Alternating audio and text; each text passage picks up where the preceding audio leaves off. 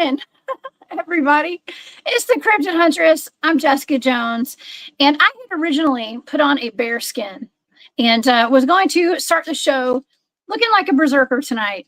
And my dog went crazy, and so I decided not to do that tonight because my dog would have been barking the entire show. But just know, I have a bear skin.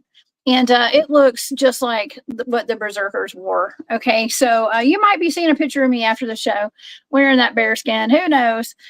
With my clothes on, of course. Okay, with the bear skin on my head. Anyways, you guys, I hope you're having a wonderful Labor Day weekend. Here in the United States, we do have a holiday weekend. And so I want to thank everybody for being here tonight. Thank you for spending your holiday Saturday night with the Cryptid Huntress over here. I also want to give a big shout out to my really good buddy, Drewski, a Cryptid Warfare podcast. He just sent me this amazing tag for my car, and it's like laser etched. It says the Cryptid Huntress on it. And shout out to Drewski. You are the man, dude. That is so sweet of you to do that for me. I'm going to put it on the ride, okay, tomorrow. We're going to go get some screws and put that on the truck, all right? So I have a wonderful, wonderful, wonderful guest tonight, y'all. I've got Eric Testerman, E.D. Testerman here in the studio tonight. Y'all remember him. He's been on the show before, and I also had him on Spaced Out Radio. And with his background in Norse heritage and knowing the history behind it, I asked him this morning, I was like, hey, why don't we talk about the Viking werewolves tonight? Okay, so we're going to be talking about Viking werewolves and berserkers, and they are connected. We're going to talk about all of this tonight. We've got a whole lot to talk about, so I'm not going to waste a whole lot of time tonight on this intro. If you guys would like to follow along with all of my shows and keep up with me, go to thecryptidhuntress.com. All my shows are listed there, and all the events I'm going to be at, including I have the Squatch Out coming up next week, and I'm going to be over in East Tennessee with Manimal Research and a lot of people that are in BFRO, and Lori Wade will be there, and I think Naomi Finn will be there, I believe, as well. We're going to have a wonderful time camping out at Sasquatch Farms. Okay, so I hope for everyone who has reserved a spot there, I can't wait to see you guys. That's next weekend. I will be there camping out, going squatching, okay, with a bunch of people. So yeah, I'm looking forward to that. Also, I have a bunch of other conferences and events coming up. Those are all there on my website. Okay, and also, if you'd like to support all my work, y'all can join my Patreon. It's the Cryptid Huntress. And by the way, my Patreon members for next month are getting, I got some pins made. So we have Robot Grandma, and we have the Karen Bigfoot here. And so those are some of the things you're going to be getting for my Patreon members. If you're not a VIP member already, y'all become a VIP member, and you do get a little gift from me every month. And we have pins this time. It's going to be fun. I love my Karen Bigfoot. Okay. Also, I have a shop that's called War Woman Goods. If you'd like to support the channel and everything I'm doing, go over to Etsy and check out the goods. I've got some more rings to put in there. So I'll be updating that shop tomorrow. All right. Okay. Let's get to our show, shall we? All right. So tonight we're going on the hunt with author E.D. Testerman. Eric is what I call him. Okay. And we're going to be exploring the Viking werewolves and berserkers, because tales of wolves and werewolves have long been passed down in Viking tales and history, from being described as werewolves by their victims in raids, to berserkers in the battlefields. The Vikings embodied and channeled these wild animals to become ultimate warriors. But was it just mimicking? Or did actual werewolves and dogmen fight among the Vikings? E.D. Testerman is a disabled veteran and a single father of two amazing daughters. He loves to write and express his dreams and love in his writing. He writes to help others to be able to go on adventures, live in a different time, and escape day-to-day life. He lives in the country, rides motorcycles, and spends his free time writing and coming up with new book ideas. He has a Norwegian background, incorporating it into his writing. He incorporates his love of history, sci-fi, superheroes, cryptids, and mythology into his works. You guys can find him on his live shows on YouTube and Rumble, The Bizarre and the Unknown. is his YouTube channel. And he also does Weekend Morning Brews with our friend William Nighthawk over on Nighthawk High Strangeness Podcast. You guys can find his books on Amazon. Just look up E.D. Testerman. Please help me welcome to the show tonight, E.D. Eric Testerman. What's up, Eric? Right now, the ceiling. Get a nice night like we're having. I may be outside. I know, right? It's been so hot down here in Georgia. I don't know what it's like over there, but it's been very humid. I mean, it's been high 90s and 100s here, humidity. We just had 2 storms come in yesterday and last night, so it's fixing to get even more humid here. Yeah, Snow, he's an internet whore. He likes being on when I'm on. Hey, Scott. That's one of your sidekicks right there, and a staple of all your shows that you do too. We love seeing your pets. Okay, and I think you had a cat the other day too, right? You have a new cat. Baby Kitty was up here earlier. I had to toss her down because she kept wanting to get on my keyboard. And hey, Uncut. And then Boar is sitting here at my feet. Boar's name for Odin's father, whose name was Bor, B-O-R. So that's what I named him, was Boar. And that's my new pup. But these 2 are up my butt all the time. The cats are always everywhere I'm at. And it's like, you're my daughter's cats and you're follow me everywhere I go. Oh man, you said boar. That reminds me of one of the types of berserkers we're going to talk about tonight. The boar heads. Okay. The boar. And boar head, that's interesting. I just said boar heads. That's a type of deli meat, right? Ooh, okay. I don't know. I think it is boar head. I don't think they're called the boar heads. I wonder if that company knew that was a type of berserker. That's interesting. I always knew you had boar head cheese, and man, that nasty. What you do is you clean the head off, all the stuff off the head of a boar, and you make a cheese from it. And my kin love it. Nope, we're good. Just like that Limburger cheese. Nope, I'm good. You can have that. I love beef cheeks and stuff. Listen, I'm carnivorous. I like to eat meat. Okay, and I like good, tender, delicious meat. Okay, that's my thing. And beef cheeks. When somebody asked me last night, my buddy Alex was asking me what kind of what was my favorite dish at a Mexican restaurant, and I was like, well, my go-to are cachete tacos, like the beef cheek tacos, because they're so good. I like the weird stuff. Okay, I like the weird stuff because it sounds gross, but it tastes delicious. Hey, come on now. Yeah. And T Biddy, oh my gosh, T Biddy, that's so sweet of you. Thank you for that super sticker. Hi to all, another great show ahead, no doubt. Thank you, T Biddy. Thank you for your support. I very much appreciate that. What's your problem, honey? Sorry, y'all. You're hearing Aurora. She's being mouthy at the moment. What? She wants a little bit of screen time too, probably. She probably wanted outside. I'm like, well, I can't get up right now. Honey, you're just going to have to wait, baby. Aurora, you're just going to have to wait, honey. Sit there by the fan and let that thing suck that cool air on you. Yeah. Well, hey, let's talk about the lycanthropy, right, of the Vikings. And you do a whole lot. I mean, you've written a bunch of books, several books. You're in the middle of writing another one right now. I'm actually about finished. I've got about almost half of the final chapter finished. Then it will be, I'll do my final editing on it. Then I send it to a brother of mine and then he'll go over it again. And when I get it back, it'll be out published. I went ahead and changed the title of it, changed the book cover of it. I create my own artwork for my book covers, my merchandise. Everything I got on my merchandise, book covers, except for Saga Grimson Book 1, I've created every bit of it. I go on Midjourney and I create my artwork. Even my logo, I created that. So I do all that myself. And Vikings are big. I'm a Marine. Marines are known as modern day Vikings. So, it fit well in there. My family hails from Ragnar Lothbrok to Ivar the Boneless. I've actually got 2 sides of my family that was Norwegian. The Testermans were lords of Oxfordshire, England during the days of Dane law until we lost Oxfordshire when the French came over and invaded England. After a spell of running around there, my family came to North Carolina. 3 brothers did. One stayed there.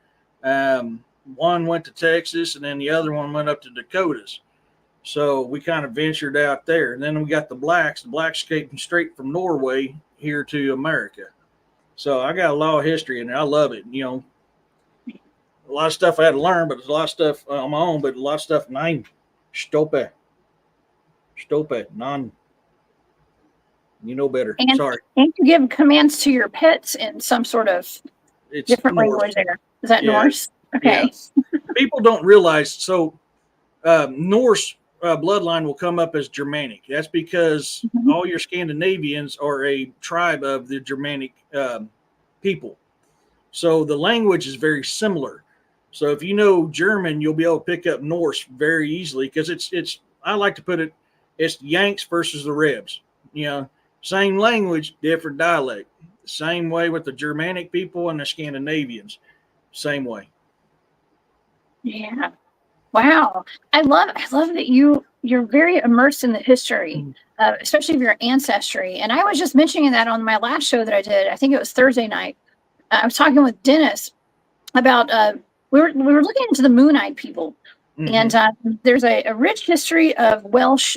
There's a Welsh explorer that came here, a prince that came here back in 1170, I think, to what we know as the United States now. But he landed in Alabama, and it was interesting because I come from a Welsh background, and Scottish and Welsh mostly. And my father always told me, he's always said that we are actually descended from Welsh Vikings. He said, Welsh Vikings. And I thought, man, that's weird. I didn't know there were Vikings in Wales. Yeah, they took over Wales. Yeah. So I've got a little bit of Viking in me, obviously. And so does my kid. And so I have an interest in the Vikings and their culture as well. Well, a lot of our culture is based around the Norse culture. Our days of the week, you know, you got Wednesday, Odin Day, Thursday, Thor Day, Friday, Flag Day. All our laws, our customs, or a lot of our languages, everything is based. Quite a bit of it's based in Norse. And you got to think when the Norse set out and started, they conquered most of the known world. They were even here in the Americas prior to Christopher Columbus. You know, Christopher Columbus actually found this place through Norse maps and Norse legends. And it all stemmed from an Irish monk that had discovered it too. So if you actually listen to a lot of Native American lore, there's a Native American tribe, I can't remember the name, but natives tell you there's a tribe of long-haired, long-bearded white people. They're Vikings. I mean, Vikings had taken over most of North America. You'll find Viking runestones all over North America. Oh yeah, there's definitely all sorts of Viking artifacts that have been found all over. And you know what's really interesting is like the Moon-eyed people that we were talking about. Some people said that they were actually descendants of that Welsh prince that came over. Okay. Which was kind of odd, but they were super pale skin, like very white. Like, and I had remote viewed it, and my data said alabaster. I think that's super white, okay, like white rock or something. But it was, but they predated the Native Americans here. They actually warred with the Cherokee, and the Cherokee ran them off. Okay, so it's really odd because this is not in our history books, Eric. There's a lot of stuff that's not in our history books because history is written by the victor. So they do not want something that predates them or excludes them from anything. So they take it out and put their own stuff in. When I'm doing research on cryptids, paranormal, supernatural, mythological, folklore, anything like that, I don't go with modern times. I go to ancient history because that is the people who's dealing with it every single day. That was the people who was talking about it. That was the people who was living with them, fighting with them, mating with them.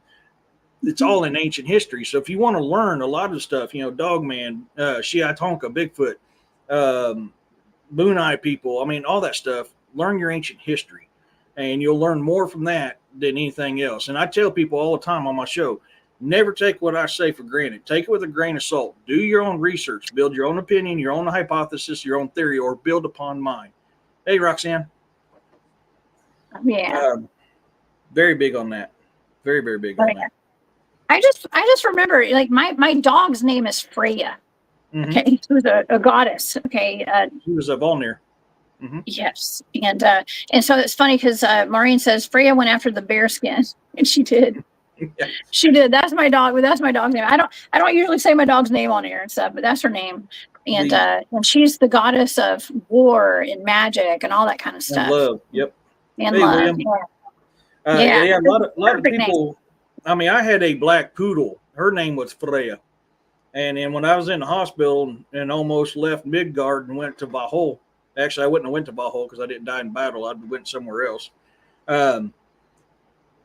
I came back a few days later. She disappeared. And on one of my game cams out by my archery stand where she liked to roam at, I found a picture of a big wild boar. And she had been a little sickly. So I'm thinking that boar probably got her. It could have been a cougar. Could have been a dog man. Could have been Shiatonka. I mean, I've got all that stuff out here. Oh, wow. So. Yeah. Okay. Let's talk about the, oh my God, the Viking mythology. Okay. Because you are really big on Viking mythology. Oh, yeah. And there's a lot of wolves and there's like a fascination with shape-shifting werewolves.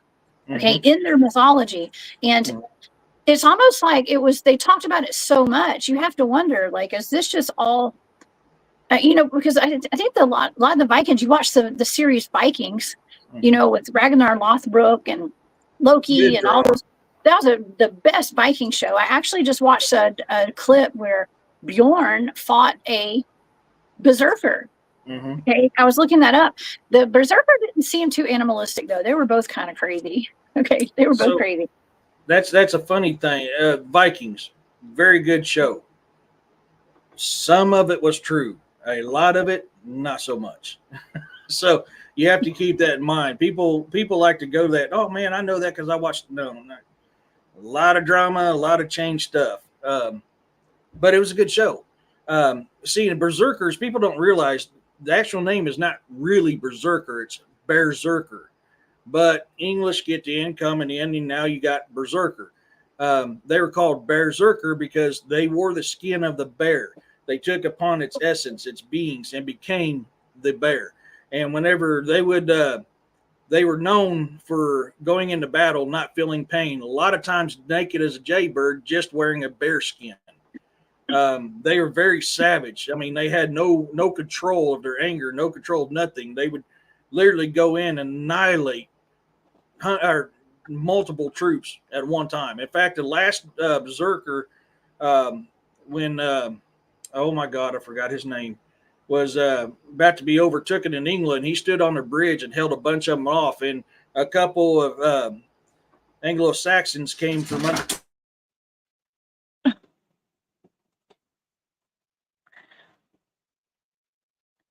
Uh-oh, I think did the cat knock your mic out? Uh-oh, can't hear you.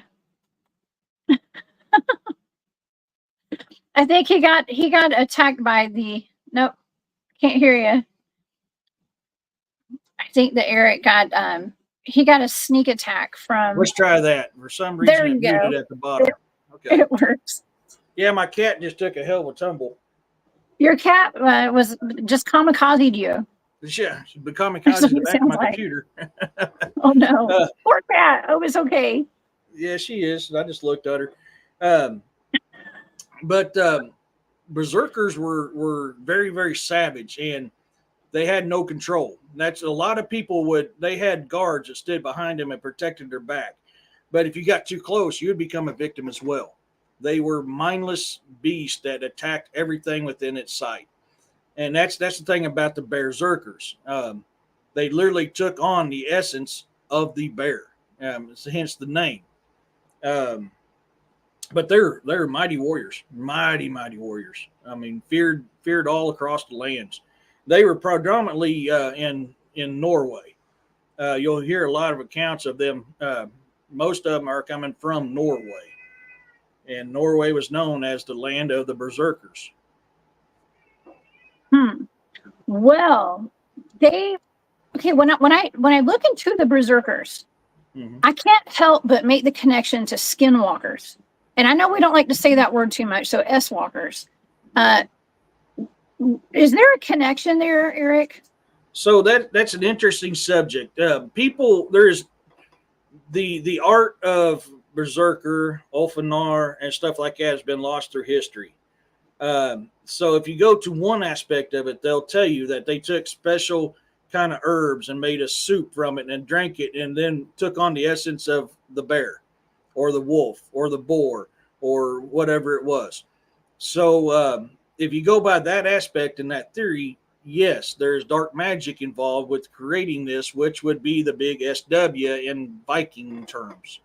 I mean, look at your Celtics. You had werebeast. Same principle, same concept as it is in here, just a different style, a different entity. But if you actually study the core value of werebeast and berserkers and Ulfanar and stuff like that, it's very same. It's very similar. Same as the big SWs. You know, the SWs, same concept. I mean, it was magic created them. They had to put on a skin. So it's all very similar. And which, you know, this is something I talk about a lot. I'm a firm. That's actually a good point there, Don Moore. And I actually wrote a book on that, and we'll talk about that later. But that's a good subject right there. The Hitler's Nazi werewolves. Actually, Yes, I want to talk about that tonight too. Yeah, we'll talk about that in a bit. But I actually wrote a book about that. So what would happen is if you go by that concept, okay, they had special herbs, special stuffs, and made a soup from it, drank it, which caused them to do it. Now, how I was taught, and kind of where I've experienced because of things in my life, I was able to click right in it at certain situations. And sadly, I would never remember anything that happened. Everything that I knew would happen would be told to me after the fact. I never recalled anything happened. In fact, I blame my. Sorry, this is a kind of a touchy subject, but my one true love, I lost her. She was killed in a car accident, and I blamed myself for it because she was actually going to move to the town where I was in because her grandparents lived like right next door to me, and some other ones lived up the hill from us. And we were at the playground, and they're at the school at the baseball field, and a couple of these bullies came up, grabbed her by the throat, threw her against the back of the fence in the batter cage, and said they were going to have their way with her, and then hold me down while I watched. Well, I had went into that mode, and when I woke up, she was able to pull me back. And a lot of times I would not be able to pull back until I had enough blood to satisfy my thirst. That's how best way I can describe it. I don't know how to put it. It was just, if I spilt enough blood to satisfy my thirst, I was able to snap out of it. But she was able to bring me down. So when I came down, I had a T-post in my hand that was covered in blood. I'd beat the hell out of these two people. I had to get shipped out of state. And then my family bought the property that I'm on now. And I left from where I was and came straight down here. And a few months after that, she was killed in a car wreck because she never moved to the town I lived in. Oh, Eric, I'm so sorry to hear that. I know we've talked about it before in private, so I know you talked to me about it, and it's just heartbreaking, and I'm sorry that happened, and I'm glad that you were there to protect her. Yeah. Because I was just thinking before the show started tonight, is that men, okay, and I'm going to say everybody, but men especially, we all have this like primal thing within us to fight. And to be savage, we can be. I can be too. We all can. Yeah. But be protectors and to just be so wild like that if we need to, just to protect our lives and our loved ones. And it's really been under attack over the past like 50 years or more, where we are losing touch with fighting, violence. Okay, and I think that violence is necessary at times. I do. It's necessary, and you're a Marine, and and so you understand that like violence is necessary, and people like you have fought and continue to fight on the behalf of those of us that aren't able to or can't or won't or whatever, but there's something very primal about that, getting and it's within all of us. Okay, it really is. but you just tap into it a little more, and we need people like that in this world. Yeah, well, and that's the thing that I'm blessed. I'm truly blessed by going in the Corps. The Marine Corps was the best thing to ever happen to me. I gave up a hell of a job where I can making a shit ton of money right now in Texas. But I gave it up because I'm a warrior. I always knew that was my path. My path was to defend my country, defend my people. I've always knew that. I mean, I've trained myself since I was knee high to a grasshopper's ass for that moment. So I always knew that was the path I was going to go. And the Marine Corps taught me how to channel that rage and control it and to project it on a point. And that is kind of a lot of the difference between a berserker and a Ulfnar is one just rages out. The other one can pinpoint, can focus it, can have a little bit more control. They're still raged out, don't get me wrong. And if their rage consumes them too much, then they're very similar to each other when that happens. But if they can keep that certain point, then they're able to control it and project it where it needs to be. And that's the difference between an Ulfnar and a Berserker is due to them two aspects right there, which a lot of people don't realize. There is a difference between them, just like your Berserkers. And I'll be honest with you, I forgot the other one. I got the 4 types right here. I mean, yeah. This is just from something that I watched earlier. And before I go to do that, I want to say thank you to Vic Kumar, who says, my wife is Scottish with Viking heritage, and she is crazy. Yeah, there's Vikings. You'll find Viking bloodline in most of your cultures because they were all the way into the Middle East. I mean, they conquered so much land. And they were travelers. They were Marines. They were mariners. They traded all over the world. So, I mean, you're going to find that. Yeah. Royal Marines, man. I spent some time with some Royal Marines. Oh, yeah. Thank you, Vic. Okay, the four types. Okay, this is just from what I deducted from what I was researching. There's the Berserkers, the Berserkers that you were just talking about. There's also the Boarheads, which you did mention earlier, too. The Boarheads actually were personal bodyguards for a lot of the elite back then. Okay, and actually, like all 4 of them were paid to be like personal bodyguards of military heads and of the politicians and anybody who had money, I guess, or something to trade. Okay, some kind of status.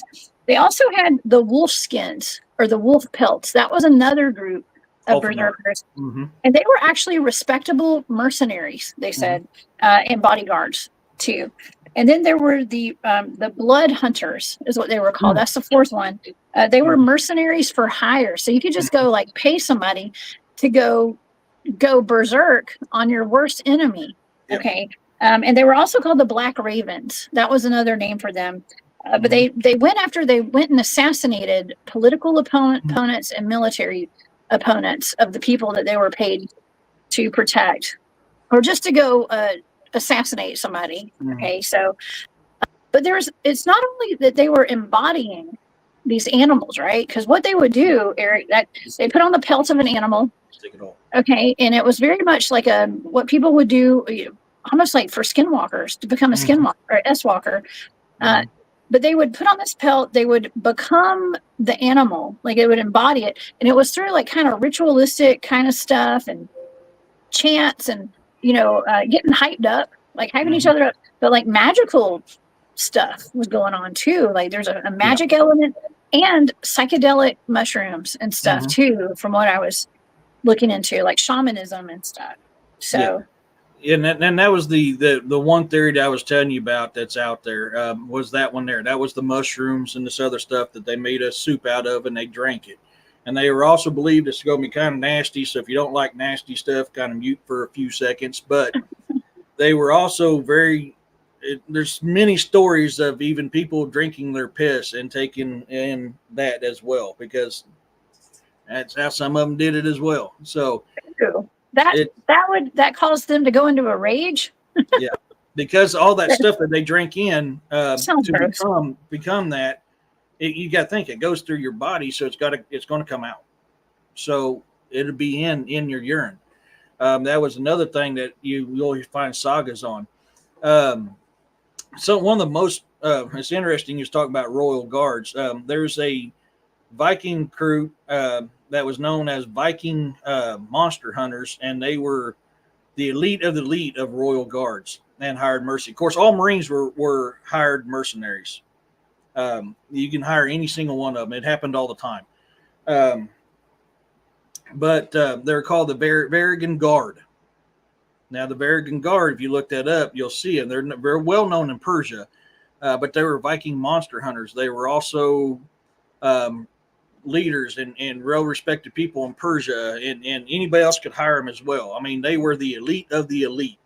They were the Marine Corps of the armed forces, in other words, in Latin terms.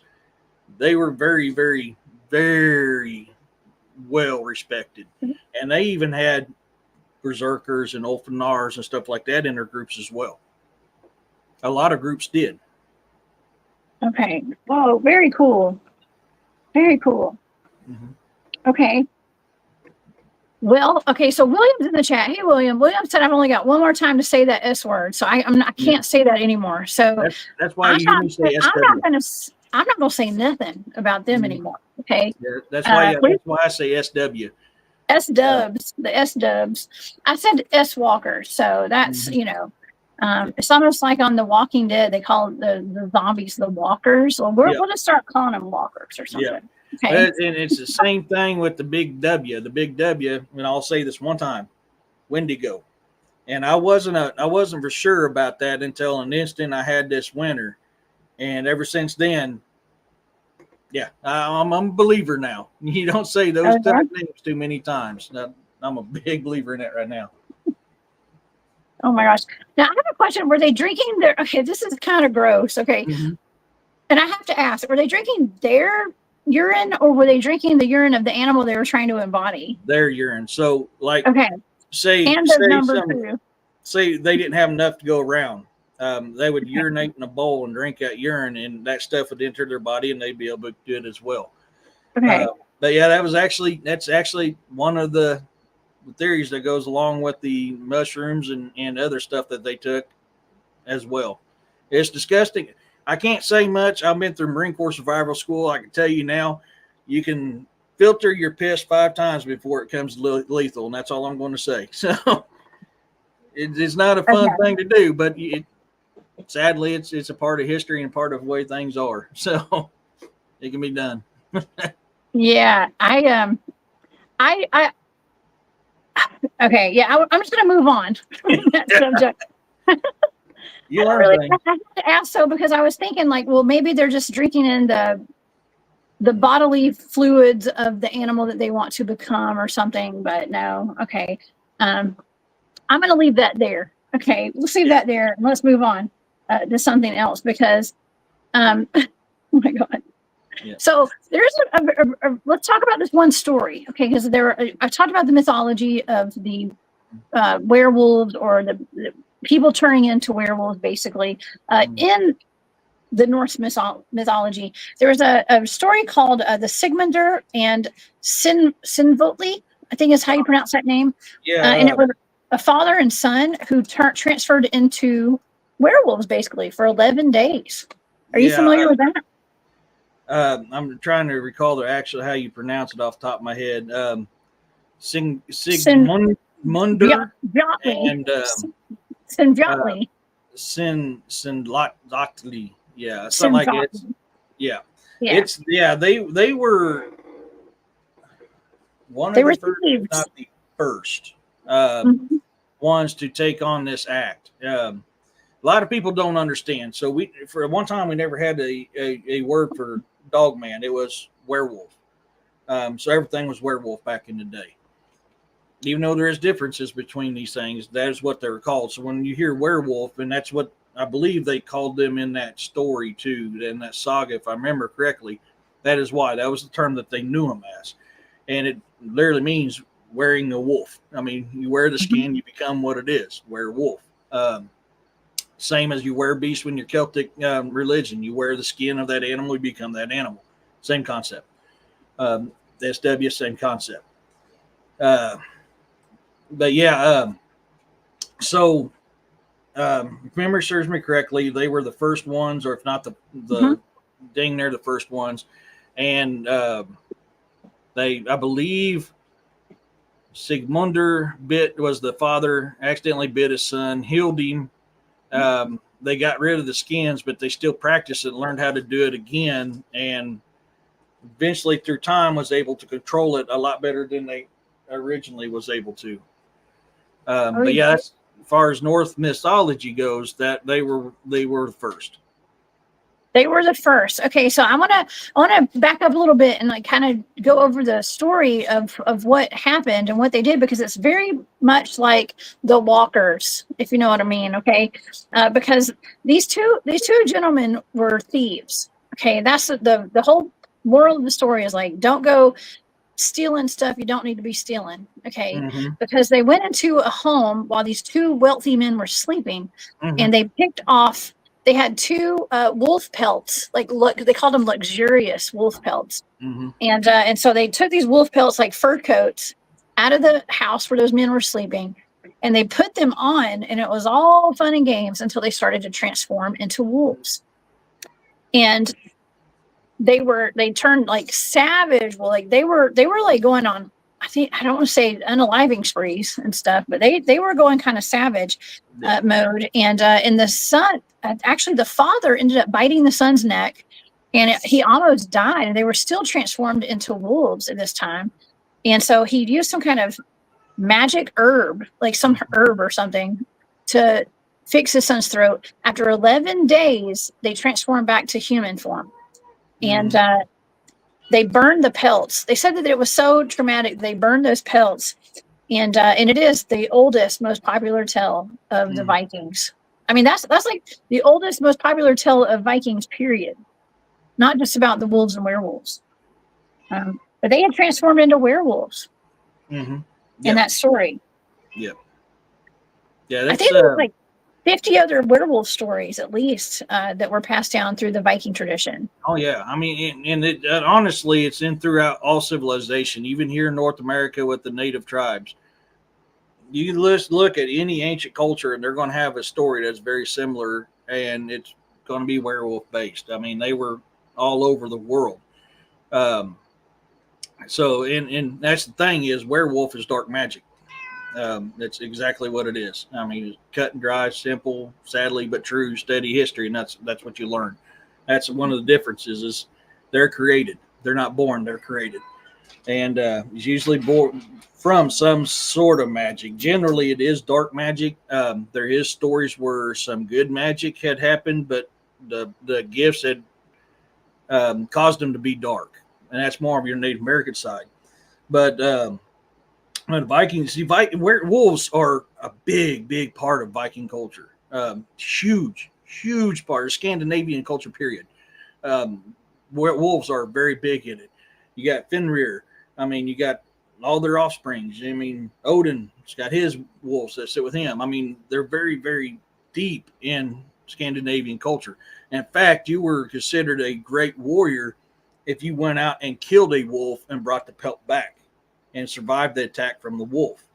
And a lot of people would make cloaks out of wolf skins that they went out and hunted. And they believed the same thing. It brought them power. It brought them strength. It brought them cunning. This is all things that wolves are. I mean, their strength, they're cunning, they're intelligent, they're agile. I mean, they're vicious. I mean, they're the elite hunters. So it was a great honor to be able to go out and get one. But it's deep in Scandinavian culture. So, yeah, I mean, there's plenty of stories of werewolves in that. Oh, yeah. They, well, the wolves embody both the good and the bad elements, or the dark and the light elements of life, too. And what is that story that people talk about? It's like there's two wolves inside of you, and the wolf, it's the one that you feed is the one that comes out, or whatever. I don't know how that goes. That's a Native American proverb. Inside everybody is two wolves. You got the white wolf and you have the black wolf. Whichever wolf you feed would be the one that projects itself upon you. You cannot starve both wolves out. You have to feed one or the other at least a little bit. But whatever one you feed the good or the bad, that's what you are. So in the moral of this is you need to feed your good self or your bad self, and whichever one you feed is what you are. You'll never starve it out. Even the most evil of people is going to have some kind of light within inside them. But that's the down and dirty of it. Oh yeah. And so wolves also exist outside of society as well. Mm-hmm. And so this is some of the symbology of the wolves. See, in Viking culture, being exiled meant that it was pretty much a death sentence for them. Yeah. And it was because it was social death, but it meant kind of like a literal death, because if you got exiled outside of your community, you were fair game to be unalived. Like they could come and like hunt you down, and there were no repercussions from harming you. Mm-hmm. Yeah, you were lower than even the slaves. You were nothing. You were a nithing. Nithing means nobody, a coward. Nithing has several different meanings to it. So if someone calls you a nithing, that's what they mean. You're a coward. You're a nobody. You're nothing. That's what these people were. I can't remember the exact name off the top of my head. I'm gonna have to look at it. That's bugging the hell out of me. They were branded on the forehead, and if anybody saw you, they could kill you on the spot. And a lot of them turned to rape, murder, thievery, and stuff like that to survive, because they were out there in the wilds. They didn't have protections of the village. They were by themselves. Oh yeah. Yeah. Okay. Well, let's talk about what these berserkers would do in battle. And see, and I wanted to kind of make the connection of what'd you find? Skogamore. Okay, what's that? That is what we were just talking about. Okay. An outlaw, a nithing, an outcast, a man of the forest. He was an outsider. He was an outcast. Oh wow. Okay. Well, I want to get into the characteristics of what berserkers did while they were in battle. Okay, because we've established that they went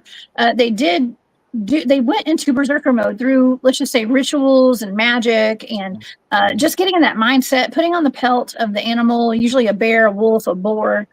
But when they got into battle, like, can you describe exactly what they did? And like their growling, their biting. I mean, they didn't even wear. You said they didn't wear clothes. They often went into battle stark naked, only wearing the pelt of the bear. Same as the Ulfanar with the wolf and so forth, so on. They rarely wore armor. A lot of times, I mean, breeches would be about the most they'd wear most of the time. Several encounters you're going to hear, they were stark naked running into battle, growling, roaring, howling, clawing, biting. I mean, they were ferocious. I mean, they were known to take 50 men out at one time. I mean, they were just pure. You're just a pure entity of rage. And a lot of times they could not recount what they did. And until the magic wore off, they had no recollection of what they were doing, who was who, good, bad, in between. Nothing. They recalled nothing. And so they would often be sent in. Now, the only one that could control them was the Jarl. They only followed their Jarl's word. So, say Sigmund comes up and goes, "Hey, I want you to go attack this place." He'd just look at him and laugh or punch him or stab him, whatever, just because it irritated the hell out of him.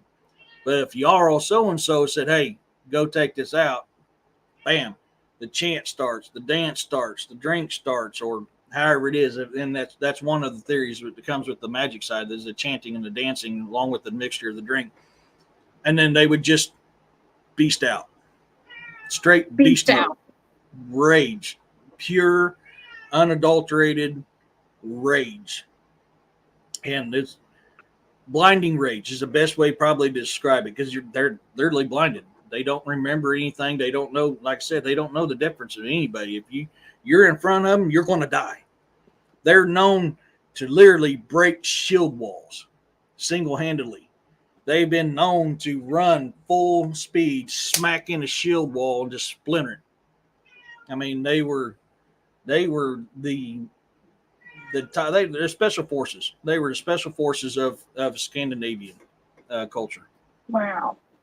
Do you think that this still happens today, like with our modern day military? Because there's not as much hand to hand, like up close fighting today. Like our wars have changed, right?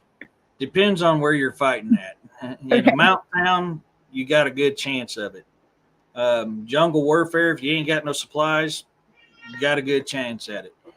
Really depends on the environment that your battlefield is in, on whether or not you're going to be that way. 9 times out of 10, no, you're not going to have that. Even though we're trained in that, in the Marines, we're trained in mixed martial arts, and we have different belts that shows what level of training we go to, and the more training you get, the different color belt that you have, and we learn mixed martial arts, and we're trained for that because you never know when it comes in that position. We're trained out to fight with a knife, fight with a fist, fight with our feet, fight with our body. I'm old school street fighter. There ain't no damn rules in fighting, man. I'll bite you. I don't care. If I'm in that situation, and I love to fight. I'll be honest with you. I love to fight.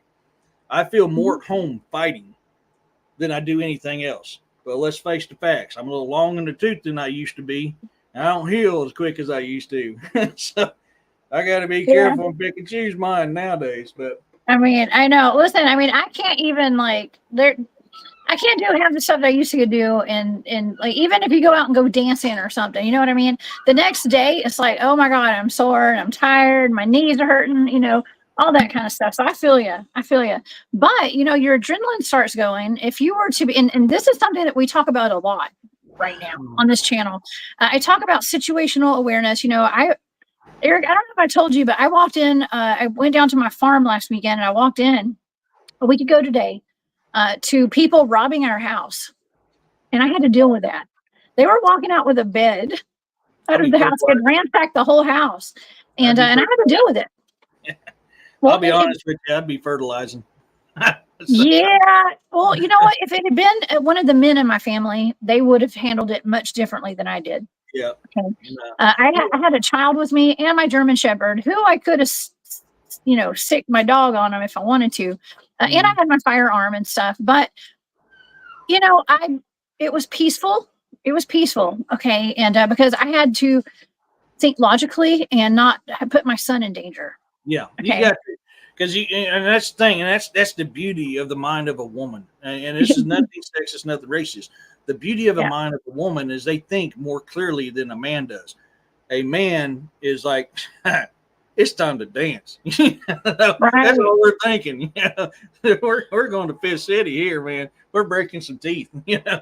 A woman's going to sit back and go, hey, now I got this going on. And I got this going on. This is my option. This could happen to me, or this could happen.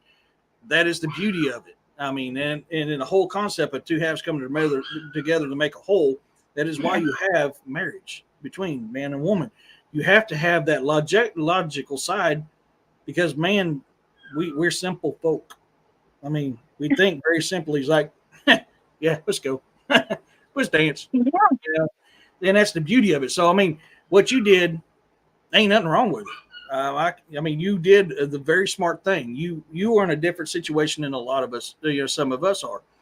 You have to play that scenario out. I'm stubborn and bullheaded. Shit, I'm going in, I'm dancing. Well, and it's completely legal to pull a gun on somebody and all that stuff. When somebody's robbing your house and they're walking out of the house with your stuff. Mm-hmm. Okay. And I was fully aware of that too, but it just wasn't. If I had a man there with me, things would have been different too. You know what I mean? Yeah. But I did have to, and that's beautiful that you even brought that up and said that, because it's the truth. We handle things differently. We think differently, a lot of us. Yeah. And I am a very strong woman. Okay, I can handle my own, and I am not scared to shoot something if I have to. Okay, I've been training for this my whole life. Okay, so I'm totally prepared. But it's all about going with your gut, knowing what to do. Okay, well, let's look at it this way. Were women berserkers as well? I can't recall as far as a berserker or an Ulfanar. Now your Raven clan. I believe there was some in Raven Clan. As far as Bear Clan, Wolf Clan, or Boar Clan, I don't believe so. I think they were strictly Raven Clan if there was, but there's very few and far in between. Now, women in Scandinavian culture, there was women warriors. They were known as shield maidens, and they were very good in battle. There were some elite women warriors, and they worked for Uppsala, the holy place, the temple, Odin. They were followers of Odin. Very, very elite people. I mean, one of Ragnar's wives, Lagatha, she was a shield maiden. Very well known for battle. Yeah. So, she's my favorite character. All the characters are my favorite in Vikings, that show. And of course, Rollo, by the way, I have been told through our lineage, our ancestry, that I'm actually a direct descendant of him. I know, right? An interesting subject about Rollo. Rollo is known as Rollo the Betrayer. Oh, God. Well, that's what I was told. So, oh well. Yeah, he actually became a very high, powerful man in France. He ended up marrying a French woman and was very, very high in the ranks. But he was very well known for betraying his people. But he was a berserker. He was a berserker. Wow. Yeah. Wow. Yeah. Well, most of the berserkers did not survive whenever they went into battle. First of all, they were just out of their minds, and that could work for their benefit, and it could also work against them, because when you're not being strategic and you're just going in slinging your sword and your battle axe and stuff and just wiling out, right? Mm-hmm. It's kind of sloppy, I would think. And that's why they had people behind them, that their whole mission in battle was to protect them from the rear. Sadly, if they got too close, then they got within reach of the guy they're protecting, they got killed.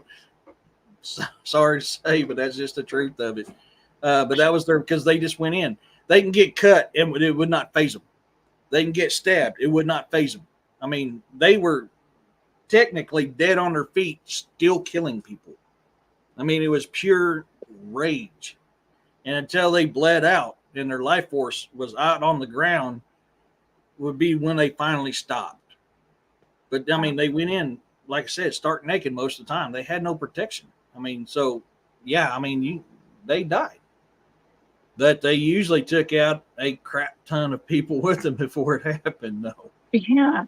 I mean, it's very dangerous. And Jay Truesiger says, wow, can you imagine going on a date with a woman berserker? I bet some of y'all fellas have, actually. I'm just kidding. I'd both be happy and interested at the same time. I'd be you know what's crazy is so this is funny. I didn't tell the audience this, but when I first came online backstage with you, I had on a bear pelt. Yep. Right? And you were laughing so hard. I saw you laughing before I even pulled you up. I was like, hell yeah. I was like, dude, you got to wear that. That was awesome. I've got it right here. But if I pull it back out, my dog will start barking. My dog all of my dogs that I've had. My dog Zoe hated it too. Like, they hate, because it's a real bear pelt, and it's hard for them to understand what that is, because it's a real animal skin, but it's not a live. Well, it still has that smell, so they can still smell that where we can't. Yeah. They can still smell that. It still has that smell. So when they smell that bear, they're all going, holy shit, we have a predator in the home. What's a dog's responsibility? To protect the home. Yeah. So, I mean, I can see that happening. I get a kick out because I got a little hat that's got the floppy ears. It's a wolf hat I play with. I've done TikTok videos with it and stuff. I take it to rallies with me all the time. I ride my motorcycle with it on. I call it my woofie. And I have fun with it. And I'll get the dogs going nuts with that too. It's funny as hell. Oh my God, I love it. Well, yeah, it's I just have to think, like, there could have been women that did that too, because I mean, women did take on the shield maiden role, and they were warriors. They fought right alongside the men, and so I would assume that women. I'm sure there's a woman. I mean, us women. I mean, there's probably a woman that did that too. I believe they were in the Raven clan. I could be wrong. I've not came across any stories of them being a berserker or an Ulfanar or a boarhead. I believe I've came into very few stories of them being Raven clan, so that's definitely a possibility. They were great warriors too, because I mean they would be on the front line with the men. I mean they have seats in Valhalla just like the man did. I just thought of that. So the true name is not Valhalla, it's Valhalla. That's why in my books I don't write Valhalla, I write Valhalla. That is the Hall of the Slain, where Odin is. I mean, that's where you want to go when you die. You want to die in battle and go to Valhalla. So there is women there. So I mean, and you got to be a really great warrior to earn that right to be in Valhalla. So that ought to tell you something about Scandinavian women. They were just as fierce as the men. Asgard is the true home of the Aesir and the Volnir. I want to jack your name up and I apologize. Andromedan. Andromedan. Andromedan, thank you. Andromedan. I'm dyslexic as hell, so you guys got to forgive me. That's why it's hard for me to write, but I love it still. Asgard is the home of the Aesir and the Volnir. The actual Hall of the Slain is Valhalla. Thanks, man. I was actually going to ask you about Ragnarok too, because I don't know a lot about Ragnarok. I hear about it a lot, but that was like the final battle of the Vikings. Tell me what Ragnarok is. Yeah, Ragnarok is the death of all things. So upon Ragnarok, all the people from hell, all of Loki's offspring, will attack the Aesir and the Volnir, and that's when the Einherjar will come, and that's the people, the great warriors in Valhalla, is in the Einherjar. They fight one last fight. Now Odin knows this because he gained this gift through drinking the water from Ymir's will. So he foresees Ragnarok coming, and therefore he hides one man and one woman in a tree.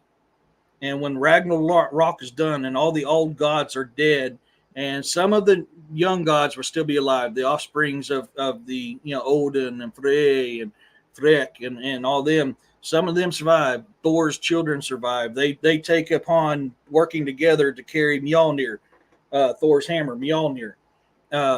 You bring the hammer down sometimes, don't you? Yeah. So there will still be gods once Ragnarok happens, but the old ways will be gone. So we're looking at an endless winter. So one of the things that brings about Ragnarok is the endless winter. Fenrir will eat the sun. They're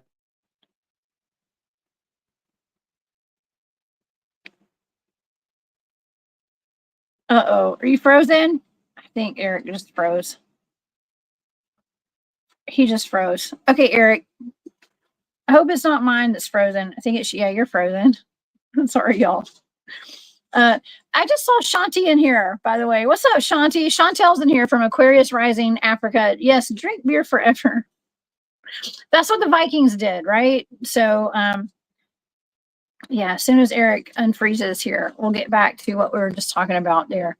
But thank you for being here, Shanti. And I saw somebody was mentioning Caleb. I don't think Caleb's in here tonight. So, see if I'm coming back. I hear you. I just lost all my internet. You only froze for a minute there.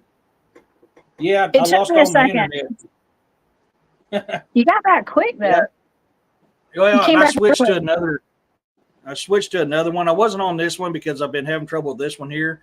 So I was on another one. Well, for some reason, even though it's plugged in, it just died on me. So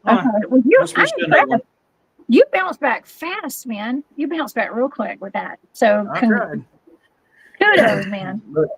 Thank you. But yeah, that's what Ragnarok is the end of times, Armageddon, the death of all things. And once it's done, new life comes back. The man and the woman will emerge from the tree and rebuild humanity.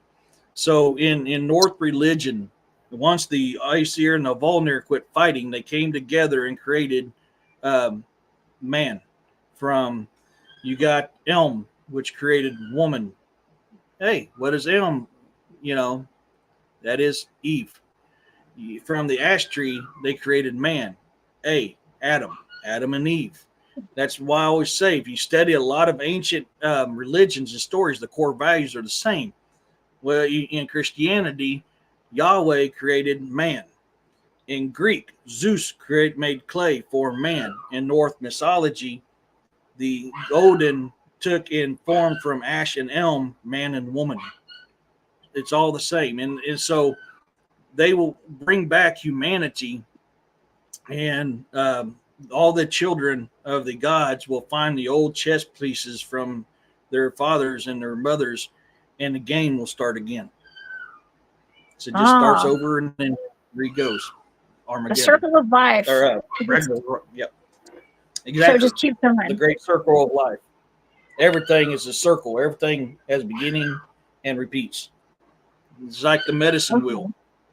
East, south, west, north, birth, childhood, adulthood, old age, and death. Great circle. It's all very similar. Oh, the circle. So, I mean, it's the same. It's like the recurring story in all different cultures all over the world. It's the circle of life. Thank you for explaining that, because I wasn't really sure. I'd always heard of Ragnarok, and I didn't know what that was. You know, D.A. Roberts has a book series called Ragnarok, I think, right? Yeah, zombie series. Yeah. Yeah. So I love learning about this. I mean, I swear I learn something every time I listen, especially to you and William. William Nighthawk just said goodbye. He had to go to bed. He probably had to go to bed. It's getting late. Yeah. I love William to death. I'm truly blessed to be put in the same path as William Nighthawk. The man is, God, he's a fountain of information. He is truly a must listen to guy. He is so knowledgeable. He is. Well, I always learn something every single time that I listen to you guys on the weekends and the morning and stuff. And your show too. You just had a show tonight too, on your channel. And I learn something every time I tune in, every single time. And I hope people learn from my show as well. I try to say at the end of the show, I just hope everybody learns something, because I do. I was actually pretty blown away by my last show on Thursday night. I learned so much about our hidden history here in the U.S. And speaking of hidden history, are there fireworks tonight? Yeah, I was like, what the hell is all this damn banging going on? And I'm looking, and then I get to listen. Oh, okay, never mind. It's fireworks. I know that pop. Yeah, we had fireworks over here too. Yeah. Yeah. Any kind of holiday weekend does bring in the fireworks here in the United States. It just happens. Beer and fireworks. Yeah, I live out in the middle of nowhere, man. So, we can shoot fireworks all year round out here. I literally live out in the boonies. Y'all think it's funny. I literally live out in the middle of freaking nowhere. You'll get lost trying to find my home. That's what I love about it. I'm jealous, man. I love that. Oh, I love it. Yeah. I've been posting videos, which I got to post some more of my game cam videos and footages, because I'm very big on land husbandry. Very, very big on it. If you want the good fae, you want the good supernatural or cryptid or anything like that, you have to maintain your land properly. And if you don't do that, and that's taking care of the animals that live out there and stuff like that, you won't have them experiences. I mean, you've seen pictures of trees with faces I have on my property. If you know anything about the fae, that's a dryad. Dryad is also another type of nymph. They live in trees. So, in one of the aspects is if you have a tree with a face, most likely you have a dryad living in there. William, I tell you all the time, he's always seeing elementals around me. You have to maintain your land properly, respect it, be a part of it. Yeah, you do. And I just talked about dryads last week on Wednesday. Talked about the dryads and the walking tree phenomenon too. And it's really odd. It's really weird. I've been seeing a lot of videos of trees that look like they're moving, and they're like basically walking or being dragged through the land. And so it's just, well, that's an interesting thing. If you listen to some of the stories about tree imps were actually walking trees, basically. They are known as the shepherds of the forest. They would herd the forest.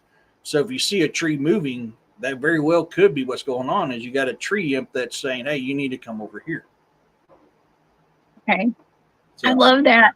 Okay. I have some pictures that I'm looking at right now, and I wanted to ask you, could there have been, okay, because we have a long history of the cynocephaly, and the dog-headed men have been pictured on maps, drawn on maps. We have stories of the dog-headed men even fighting in England against, King Arthur, right? Dog-headed men. We have dogman sightings today. You and I have talked about werewolf sightings in Missouri, where you live. What are the odds of there being dog-headed men fighting either against the Vikings or with them back then? Because they seem to have been around pretty much from the beginning of time, almost, or history at least. Romans have an encounter with it. Vikings have had an encounter with it. See, so your dogman, in modern terms, your dogman, they're born. They're things of nature. They're one of the first beings. They were here longer than mankind was. So they have that possibility of that happening. I can see it. Now, were they actually fighting them, or were they fighting werewolves, which are created by magic? That's one aspect. One way to tell the difference between a dogman, werewolf, and a wolfman is dogman has a tail. Werewolf, wolfman does not. Dogmen are born. Werewolves and wolfmen are not. They're created. So the aspect of them actually fighting them type of creatures, I can't dispute it. They've been right here longer than mankind has. Like the jinn. The jinn have been here longer than mankind has. Shiatonka been here longer than mankind was. There's a reason why they're called the elder big brothers. They were here first. So when you see these old paintings and these old maps and these old carvings, that's why I tell you to study ancient history, because these people wrote about it because they lived it every single day. Yeah, there you go. That's a good one there. Mm-hmm. This was a part of their life. They fought with these things. They lived next to these things. It's definitely possible. Oh, that's a wicked one there. You got giants. Oh yeah, that's like a massive. Giants and blimmies and dog-headed men and Bigfoots and all sorts of wild men. Mm-hmm. The wild men and the wild women. Dragons too. I mean, there's Where do you see that picture? Well, was that the Ragnarok picture that I just showed? I believe there's a dragon on that. Nighthawk. Yep, Nighthawk comes up from hell. Nighthawk feeds on the souls of the people in hell. So Nighthawk is so that's the snake, the serpent. Loki's oh my god. Why am I brain farting today? Jormungandr.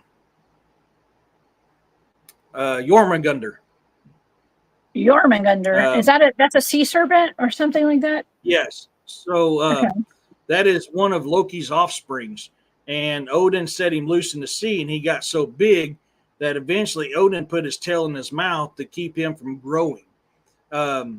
He will kill Thor at Ragnarok. Thor will kill him, and upon his death, he spits out a cloud of poison, which covers Thor, and Thor will die. Fenrir, the great wolf, will devour Odin. Hel, people don't realize, Hel comes from Norse mythology, from Scandinavian myth. She was, one side she was beautiful, the other side she was death and decay, and it's Hel. Hel was her name. She was an offspring of Loki, and the giantess Angerbolta.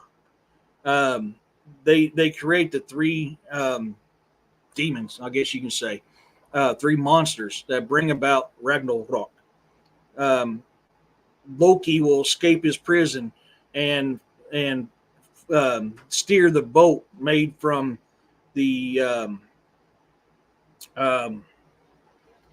skins and the bones of the dead, and bring about Ragnarok. That's Jormungandr. I mean, technically, I guess you can call him a dragon. He was a big old serpent. I mean, exactly what he was. He was a huge serpent. And they tell you the shifting of the tides and the unstableness of the oceans is Jormungandr thrashing around which causes this and bring this about. Well, you know, there are a lot. I'll put it in the chat. Okay. Sorry. Yeah, there are a lot of those like sea serpent looking things, like that thing that we just looked at there. You're describing. A lot of those are pictured on maps and stuff, and it's almost like a sea dragon or something. And people drew what they saw. So. Yes, they did. Exactly. You're 100% right, and that's why I'm always saying learn ancient history. Because they lived it, they seen it, they drawed it. It's all there. There you go, Edgar. Sorry, bud. I wanted to get the correct spelling and not the English spelling. Ragnarok. Ragnarok. Yeah. So he is a type. I've showed you several videos I've taken from Google Earth of remains of dragons and giants and all that. This is stuff that lived. You got Typhon in northern Africa. You have Kukulkan right here in the U.S. Part of it's in Georgia. Part of it's here in Missouri. It's great. It takes up a large chunk of the mid and eastern part of the United States, and that's Kukulkan. So you find this stuff everywhere. There's a reason. Now, dinosaurs came about in, was it 1841, 1861? I think it was 41.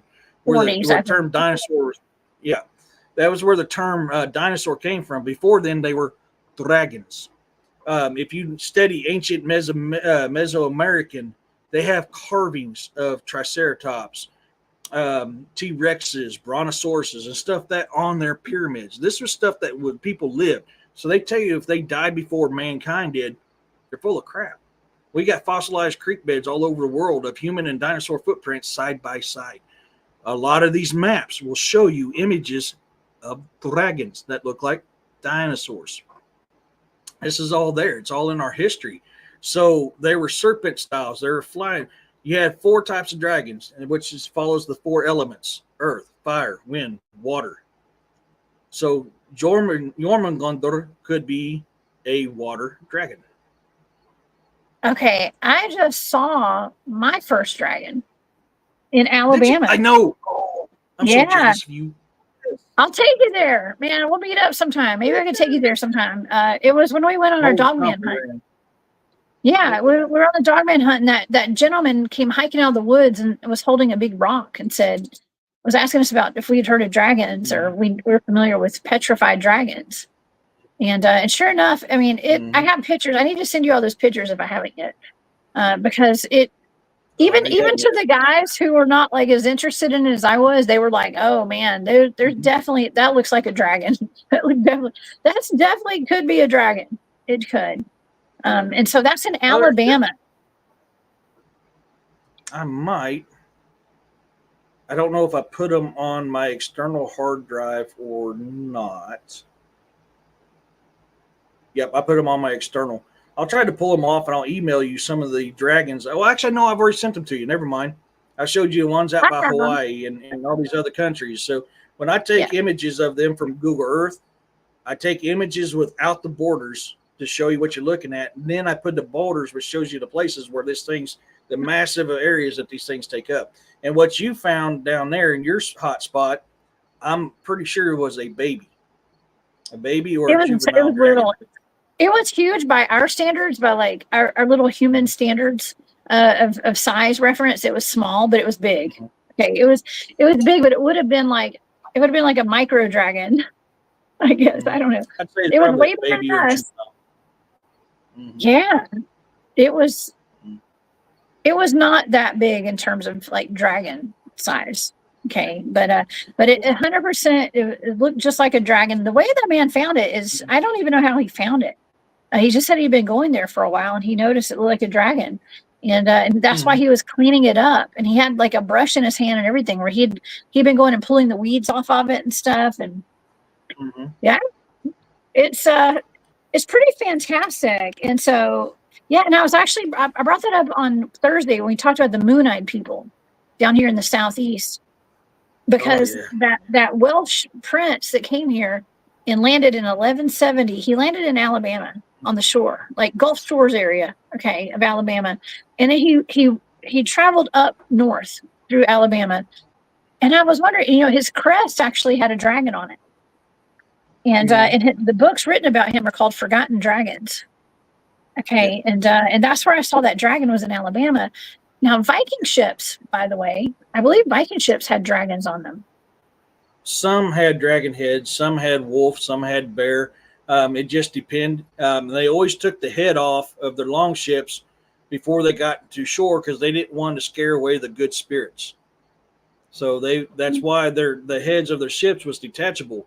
So when they came close to shore, they took it off not to scare the spirits of the good spirits that may be living there. People don't realize. I mean, Norse mythology is deep into that stuff. Dragons, huge part of Norse mythology. That's why my fourth book that I'll be working on Saga Grimson's is Reign of the Dragon. It's based off of that. So everything I write is based. It's actual historical fiction, even though there might be cryptid horror as well. Not everything I write is cryptid horror. I write cryptid horror. I write historical fiction, and I write sci-fi. And I just started a new one, which is a murder mystery called Death Haunts the Night. But I write all that stuff. But everything I write actually has an event, a place, a time. You can look this stuff up, and everything is based off of mythology for that region. So I go in that region. I was like, okay, I want to write here, and I research it, and then I find, okay, these are the things that's in this region, and I go off of that. So and that's what I love, because I love history, man. History, it's important, and we're not taught true history nowadays. So that's why I'm very big on learning history. Oh yeah. Oh, thank you. Yeah, my first book is Saga Grimson, book 1, the beginning, and then I've got book 2 is out, just released on audio, called Saga Grimson, book 2, Black Death, and it's based off the theory that the Dark Druids created the Black Death. That's why it's named that. So I love that stuff, man. I'm deep in all of it. But yes, I mean, dragons, werewolves, all this stuff that's deep, deep, deep in Scandinavian culture. Very deep into it. Okay. We're gonna rewind a little bit, because Sovereign Cosmic Wildman has a question about dogmen. He said, "What are dogmen born?" Yes, dogmen are born where your wolfman and your werewolf are created. Dogmen will have a tail. Werewolf and wolfmen don't have a tail. So this encounter that I just got told about not too long ago, I just got the engine in my truck, so now I'm trying to get the finances to go down there. But I got to do this investigation, and the encounter that was told to me sounds like it's probably going to be werewolf or wolfman more so than dogman, because it did not have a tail and it had brindle fur. So I'm trying to get down there to do that investigation on that. And we've had 2 encounters, the same location, 50 years apart. So we talked about that I think we talked about that on Spaced Out Radio. You were my guest. Yep. Yeah, we talked about that. That was on another channel. But y'all can go back and watch that episode too. That's a great one. It's on my playlist. Really interesting encounters, especially having the same encounter 50 years apart. I mean, it's a very similar creature. It makes you wonder how long do they live. Yeah. Do you think that could be the same creature? I think so. I can't tell you the exact length of either one of them, because I don't think there's anything actually reported on how old one is. If there is, I haven't found it yet. I would say my best guess when it comes to like werewolf or dogman, they probably got the same lifespan as human years, but maybe just a few more tacked on to it. I could be wrong. I'm just not 100% sure in that field. That's why I can't give a good answer on it. Komodo dragons are real. Yes, Richard. Very real. Very dangerous. Yeah. Very, very, very dangerous. Yeah, that's a good question. That's what I was kind of posing this question without saying, is like, how long do dogmen live? But you answered it right there. How long would they live? And if you're looking at like werewolf terms, that's like a human that transforms into a dog-like being, right? So and from what I understand, okay, I'm not going to say the S-Walker word again, but S-Walkers, I was told that you don't live long after you become one of those. Is that true? Yeah, so William can tell you more about the dark magic side than I have, because he's lived it. I've lived around it. I have a certain side of my family that's very deep into dark magic. And what I've seen happen to them is why I steer clear of that. When you practice dark magic, you pay a price, and it takes its toll. And it's when you go, it's not pleasant. It's not easy. It's horrible. It's painful. It's not good. Practicing dark magic is you shorten your life a lot. Yeah, well, actually, okay, so Shanti's in the chat today. Shanti's with Aquarius Rising Africa on YouTube. Y'all, please go subscribe over there. I do a show with her every other Tuesday, and the last time we had Caleb Jade there with us, and he's retired, I'm assuming, military as well, and he talks about, he's never shown his face, so we don't know what Caleb looks like. But he was involved in magical practices within the military and what he calls the arcane. And he said it was taking a very hard, rough toll on his body.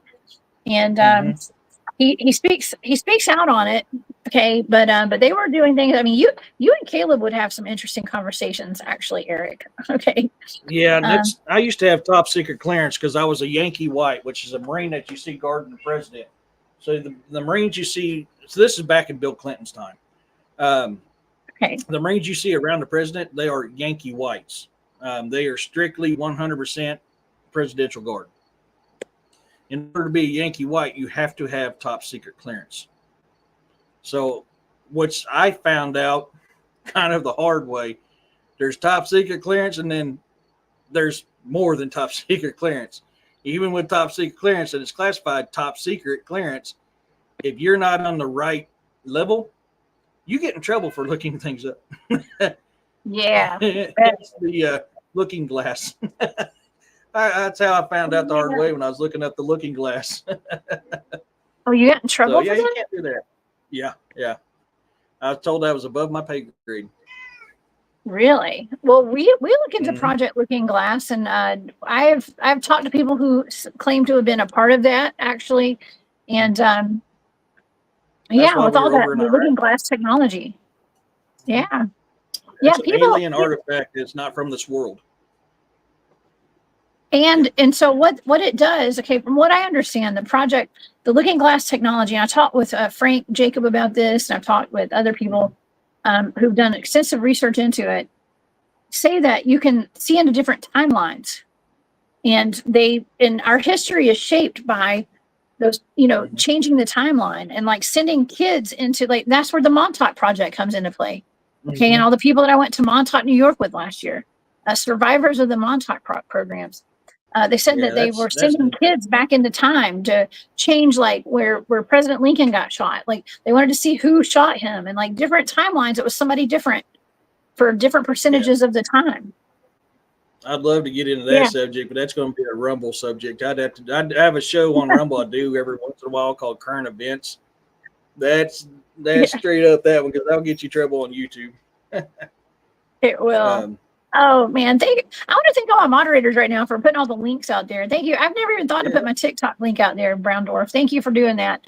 Everybody, all my moderators, y'all are killing it out there tonight. I love it. I do have a TikTok, y'all. I haven't posted there in a while. But I just posted something on my TikTok today, but it was just it was a promotion for the book that I'm about ready to release. So I haven't been on TikTok a whole lot lately. Oh yeah.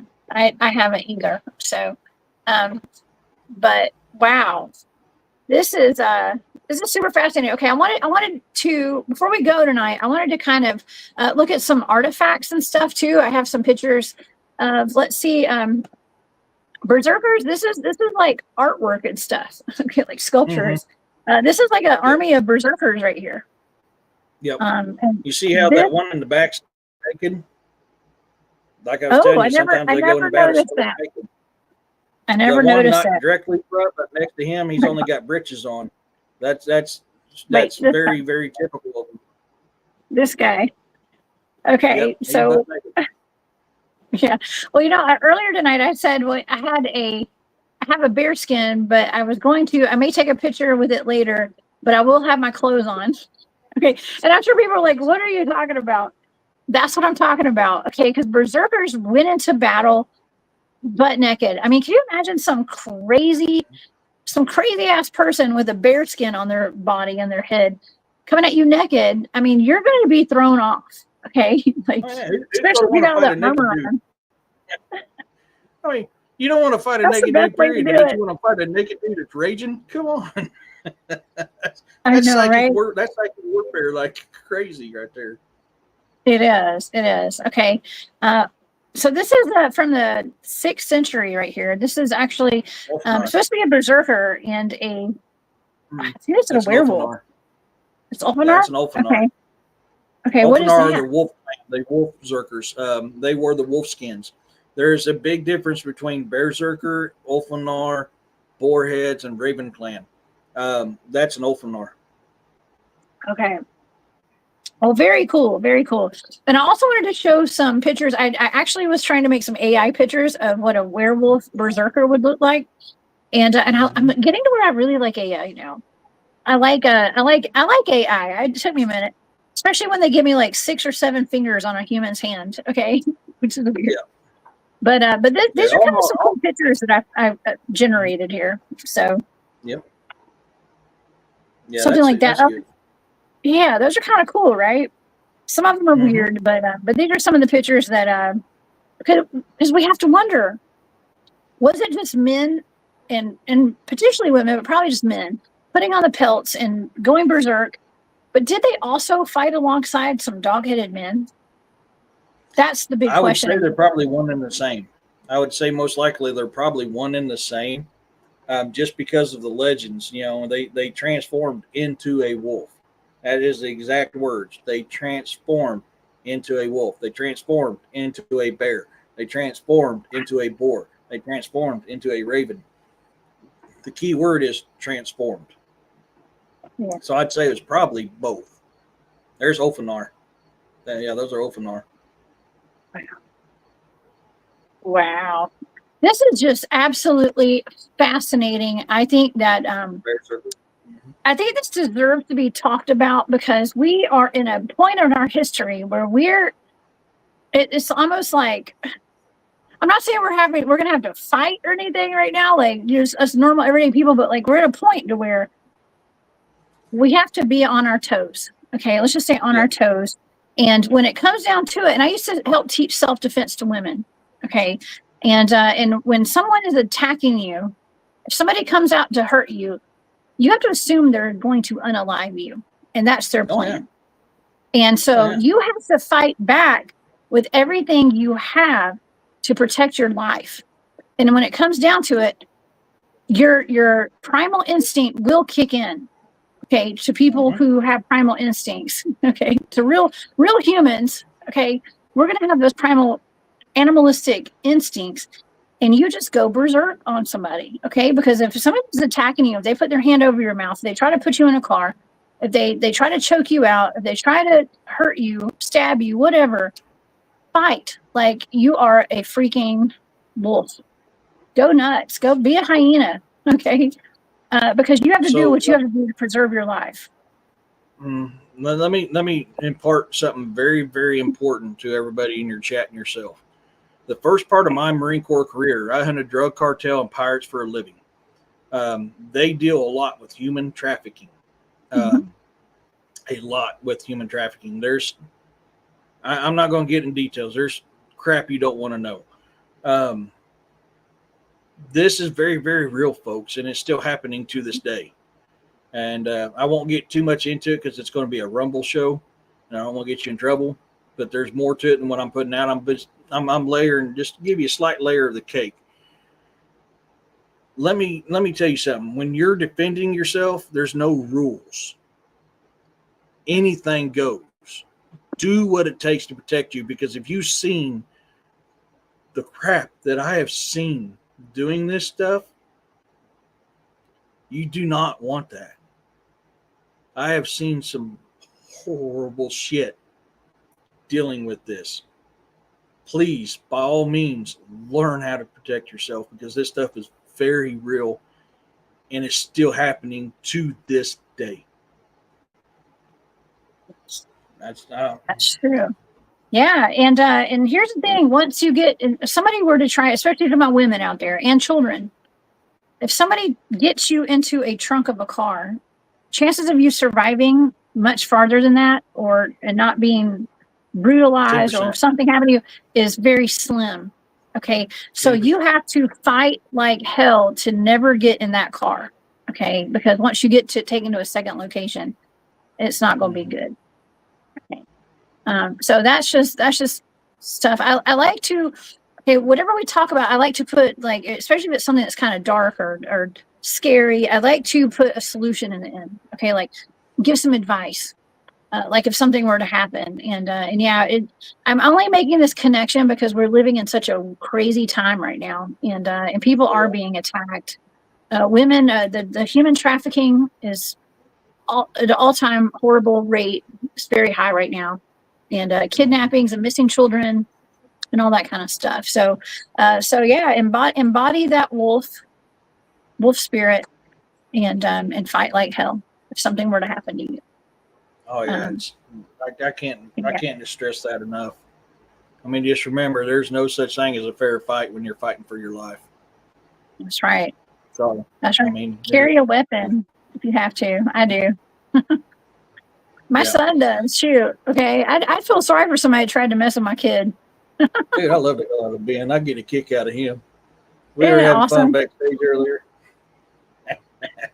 He was showing off all his weapons to you, and then you were showing your weapons off to him, and that was amazing. We have a good time. But I do make sure that he has the tools, and that's not only physical tools, but I'm talking about mental tools. Okay, and to protect himself and to know how to avoid bad situations, and to what to do if he gets into one. And that's the best thing as a parent that we can do. And you got kids too, so that's the best thing we can do is to protect our children. So you're right, bud. Knock one down, 4 more come up. They're like a damn hydra. Yep. Yeah, no. I'm sorry. I'm gonna.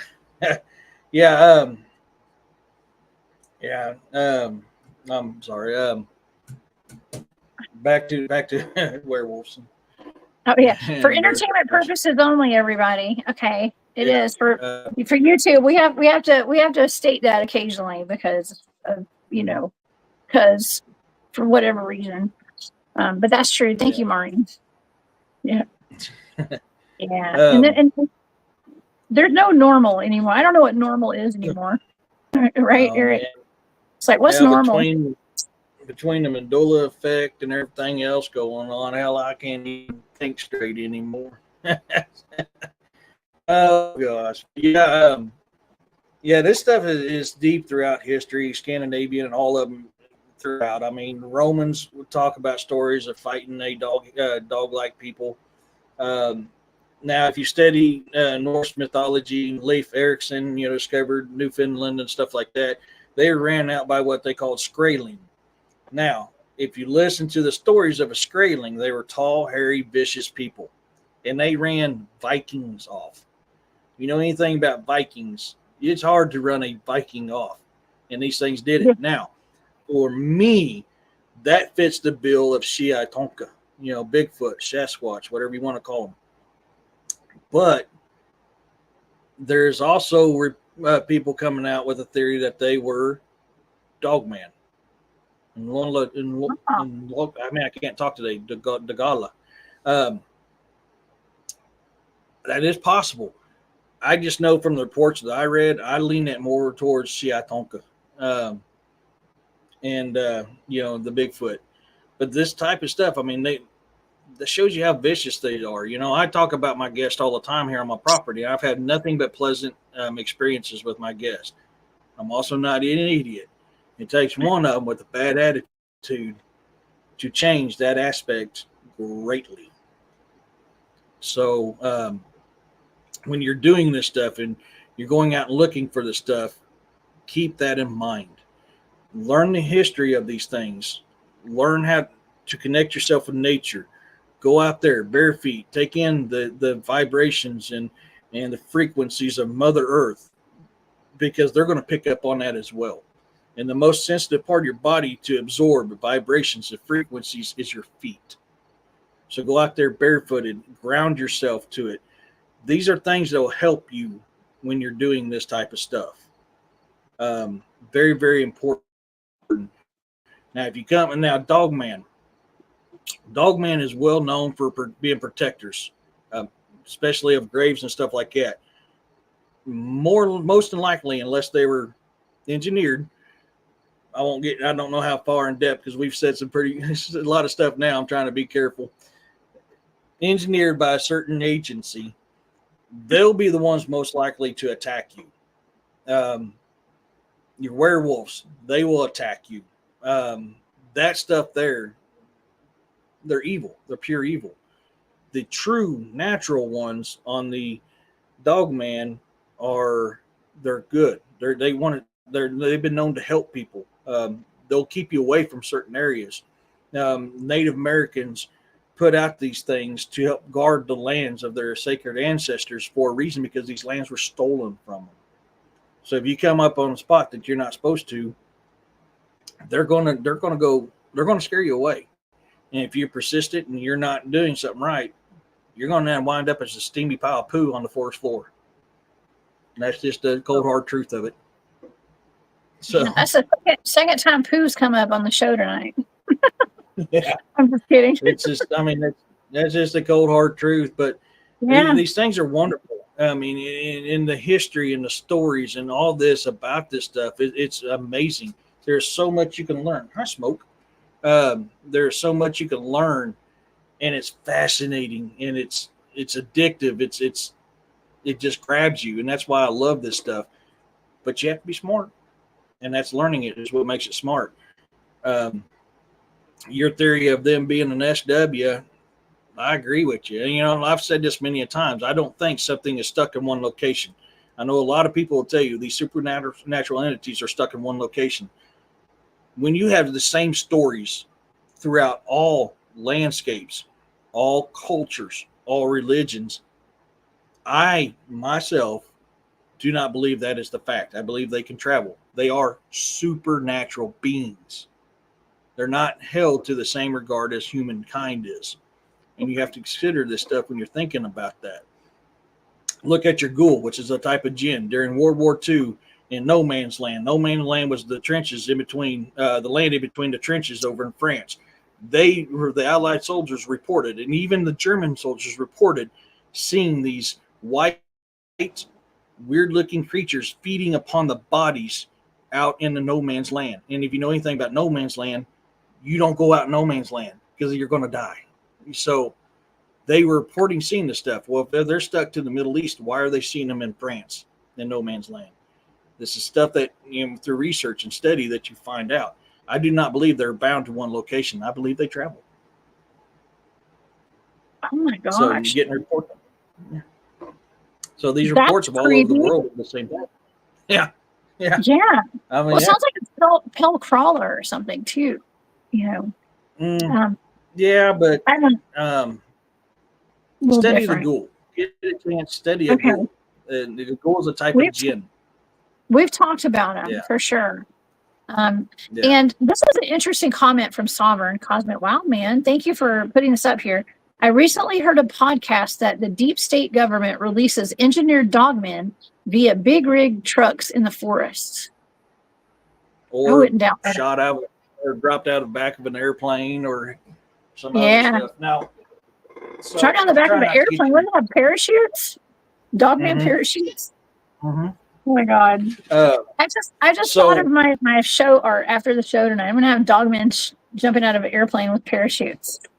Okay. Yeah, it's if you study the German werewolves, you'll understand where that comes from. And that's why I wrote the book. It was a prequel to my saga Grimson, Vangerian Guard, Book 1, House of Battle. That's based off of the Allied stories you used to be able to find on the YouTube. Can't no more, but you used to be able to find it. And they talked literally about how these things would transform and take out platoons of Allied soldiers. They had black vest on. They had other different types of stuff. That is not out of the realm of possibility. And that's why I said engineered by a certain agency when I was talking about that earlier, because that's what I was kind of hinting at. These things get out. Now, these will, if you read the encounters and read the stories, they'll tell you that a werewolf is more controllable because they still keep humanity to them, where a dogman is not. They're born free, born wild. They keep that mentality. So a werewolf is more controllable than a dog man. So this is why you get a lot of them reports of these type of creatures escaping or being let loose to hunt, is because of their nature. They're natural nature beings. They don't do well in cages. So if that report is correct, I believe that because it fits exactly with the bill. Wow. Well, that would totally make sense. And wow. Yeah, I mean, we hear about the dogman breeding programs and things like that. And I've looked into that a good bit. And I've had people on the show who claim to have some knowledge of that. That there's like cryptid breeding programs and stuff. So when we talk about the engineered type of dogmen, I do believe that is true. Also, with the secret space program, friends of mine, they've said that they've encountered dogmen in some of these underground facilities, even coming out of UFOs and stuff, and like in spacecrafts, they've seen dog-headed men. So nothing is beyond the realm of possibility. I've been on several military bases around the world. All over the world. Georgia. I mean, being down at Fort Benning, Georgia. A lot of creepy shit around Fort Benning, Georgia. That's where the Troop Herd Corridor is. That's where one of the places where I do some of my Bigfoot research down there near Fort Benning's got a lot of stuff down in that thing. Not just the gators, a lot of crap down in there. Funny story though about Georgia. I got in a wee bit of trouble. So I was stuck on trash duty. I literally rode around the trail down on the picking up trash base. So during one of our break times, we were at a bank line out in the Chattahoochee. So I had one bank line that was out on a log that was laid out in the Chattahoochee. So I went out there to check this bank line, and I fell in. And the crowd was a daggone 10-foot gator. I didn't mind that gator at first. When I was trying to climb out, and be in Chattahoochee, you cannot climb out of that slimy ass clay that they have down along the Chattahoochee. My butt cannot do it. It took me forever. That daggone gator got in the water, was coming right at me. I finally got out of it, but I had help. I was a scared pup. I'm like, I'm gonna be turned into gator poo. Oh my God! Coming after me. That's terrifying. That is really scary. You said that an alligator was in the Chattahoochee River? Did you say Chattahoochee? Fort Benning. Okay. Well, that's a little farther south. Okay, so that's farther south, but still, that's unusual to have alligators down there because that's what I thought too. But you go all over the Fort Benning. Yeah, you go all over Fort Benning. They tell you keep the dogs away from the river, from the alligators. Be mindful of the alligators in the river. That's all over Fort Benning along the riversides. Well, I take my dog down to that area sometimes. I need to be more careful, apparently. I don't know, because I let my dog sleep in the lakes down there. Oh, God. That's why I always carried my pistol with me. Is in case something. I used to have a Great Dane named Goliath. And I rescued him from a family that was mistreating him when he was a pup. And it was funny as hell because he would growl at me and get pissed if I drank a beer and I did not pour one for him. I mean, he was my buddy. And even with him, I kept him away from the river because I was like, I ain't going to have my dog turn into a snack. It just ain't happening. But Fort Riley, that's another one. When I was fishing the ponds along the tank trails of Fort Riley, Kansas, oh my gosh, dude, I've said several times I've packed my stuff up and left. And it takes a lot to scare me. And I can tell you now, I just like, dude, I'm being hunted. You know, I mean, if you've never been hunted, you don't know that feeling. That is a feeling you never forget. The very first time you're ever hunted, either by animal or man, it's very similar. You will not forget that feeling. And whenever all of a sudden that starts hitting me, and I'm like, okay, I'm picking up some real negative energy right now. Something is after me. I packed my crap up and left. I never got to see it. You know, I put it off as cougar back then, but it dawned on me. I never had eye shine. And I never seen what was the sun. Oh, I'm back. Got to the point that I stopped fishing the ponds and I always did it by myself, which was stupid, but I didn't know no better back then. Oh yeah. Well, I feel you on that. And Richard says 101st Dogman Division. That sounds fun. Yeah, I wouldn't be shocked if our government had one of those. I mean, I've been told some weird stuff. So instead of getting choking chickens, it's going to be the choking canines. Choking canines. 101st Airborne choking chickens. Because I got the eagle. It could be choking canines. Oh my gosh. Well, Eric, this has been a fantastic show. I think your audio is getting a little choppy there, so we'll just kind of. It's already been almost 2 hours, so we'll just kind of wrap it up tonight. And all right, this has been awesome. I mean, thank you so much for being here tonight, and for just talking about the Viking werewolves and the berserkers. Man, this was far beyond my expectations, man. Tonight, this has been a great conversation, Eric. So. It's fun. There's, I carry Mjolnir or I carry Gungnir with me quite often. Mjolnir is for Thor. Gungnir is with Odin, and I carry those for a reason because I'm a warrior and it's protected and stuff like that. So I mean, this is stuff that is very deep because it's my history. It's my blood. The fence to entrance the fence to entrances. Thank you. Oh, yeah, you're welcome. Sorry, I was reading your chats. Man, your chats are flying. I love this. This is awesome. You got a great group of people with you. It is so awesome. I have the best. It's the best chat in all of the internet, all of YouTube for sure. I try to keep up with the chat too, but sometimes I miss a lot because there's a lot. The chat is just fast. Okay, it's like off the chain. It's hard for me to keep up. Yeah, it's hard for me to keep up sometimes too, but I mean, it's a beautiful thing. I'm truly blessed with all my subscribers. I mean, truly blessed by every single one of them. That's why I do this stuff. They make they make the bizarre and the unknown. I don't make it; they make it. So I love the interaction with my subscribers. The people that watch me and interact. That's what makes lives great. Is when you get to hear the people bring their input or ask their questions. I love it. I'm supposed to ask you something, by the way. What do you know about the Chopola family? You're talking to me?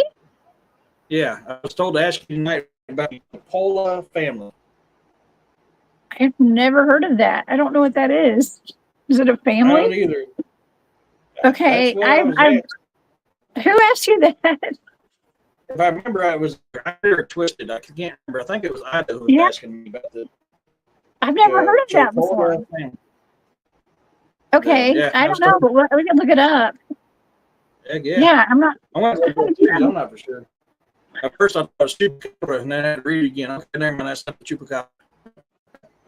Okay. Yeah, I don't know. You know what I just noticed? I had a bunch of super stickers today that I didn't see. I must have like when I say the chat goes really fast, y'all, it goes so fast. So I don't catch everything.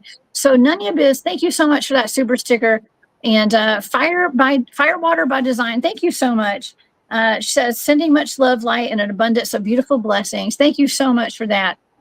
And oh my God, my friend Alex Pito is in the chat tonight. What's up, Alex? That's my buddy right there. Thank you so much for that super sticker. And Larry Sharp, thank you so much for being a member again and gifting Cryptid Huntress memberships over here on the channel. And that was very sweet of you. I appreciate that. You guys are awesome.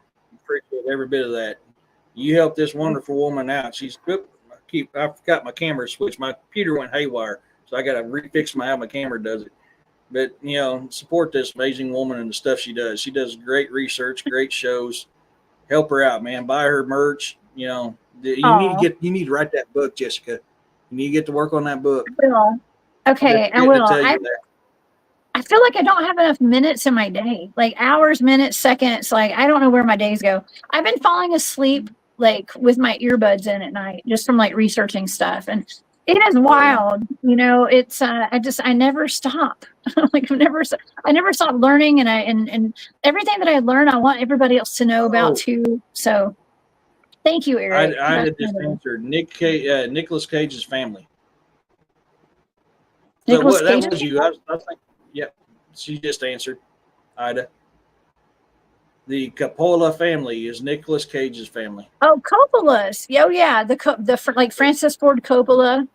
Yeah. That's okay. So Nicolas Cage, we did it. I did the show on Saint Germain, and that was Oh, the interesting. infamous New Orleans vampire. And Mm-hmm. there is a connection because I was actually looking into famous actors and people that we know in the public that are rumored to be vampires. And Nicolas Cage was one of those two. And Christopher Walker. yeah, Christopher Walken. That's right. There's several. There's a bunch. And they kind of put it out there, like they show us the interview with the vampire movie and stuff. And some of these people, like Tom Cruise, never ages, Yeah. And well, listen to Mel Gibson's report on Christopher Walken. You'll be shocked. I mean, he goes in depth of what that guy did, and he'll tell you he's a vampire. Really? Yeah, it's interesting. Yeah, if you ever get a chance, look up Mel Gibson's talks about Christopher Walken. Okay. Yeah. Well, it's interesting. It's fun to talk about. Shanti talks about it too at Aquaria Rising Africa. She's done some interesting. She and I talked about vampires. Probably the last show we did, or a couple of shows ago. Yeah. Yeah, there's different kinds of them. Yeah. Oh yeah. #1 ranked chat on YouTube. Thank you, Sovereign. That's awesome. I do have a great chat though, for real. I really do. I love it. I'm trying to get everybody before we go tonight. This has been awesome. Okay, Eric, can you tell the audience about your podcasts, the shows that you do, and your books, and anything else you want to talk about? Yeah, no, I mean, so I do about, just on mine alone, I do about 2 shows. Usually, like tonight, so on Saturdays at 5 o'clock Central Standard Time. I do a show that was created by the subscribers called Campfire Chats with Eric and Guest. And that's a safe place for you to come in and talk about your encounters. I'll bring you on live, or we talk about it and chat. Either way, this show was created so you have a place to share your encounters. I'm a big believer. I understand it's hard to share your encounters because people make fun of you. I lived with that for several years. I live by a certain phrase now, dilly gaff. If you don't know what that means, look it up, because I don't want to say it on here. But I live by that living. So I'm a firm believer. If you don't share your encounters, we cannot learn, and we will not know, and they'll be lost for all time. So I love it when people come in and share their encounters. I mean, I've been attacked by entities live while on live. I've done EVPs live on that show, and literally was talking to spirits live on that show before. And I haven't done that in a while, but I've done that as well. So that's Saturdays.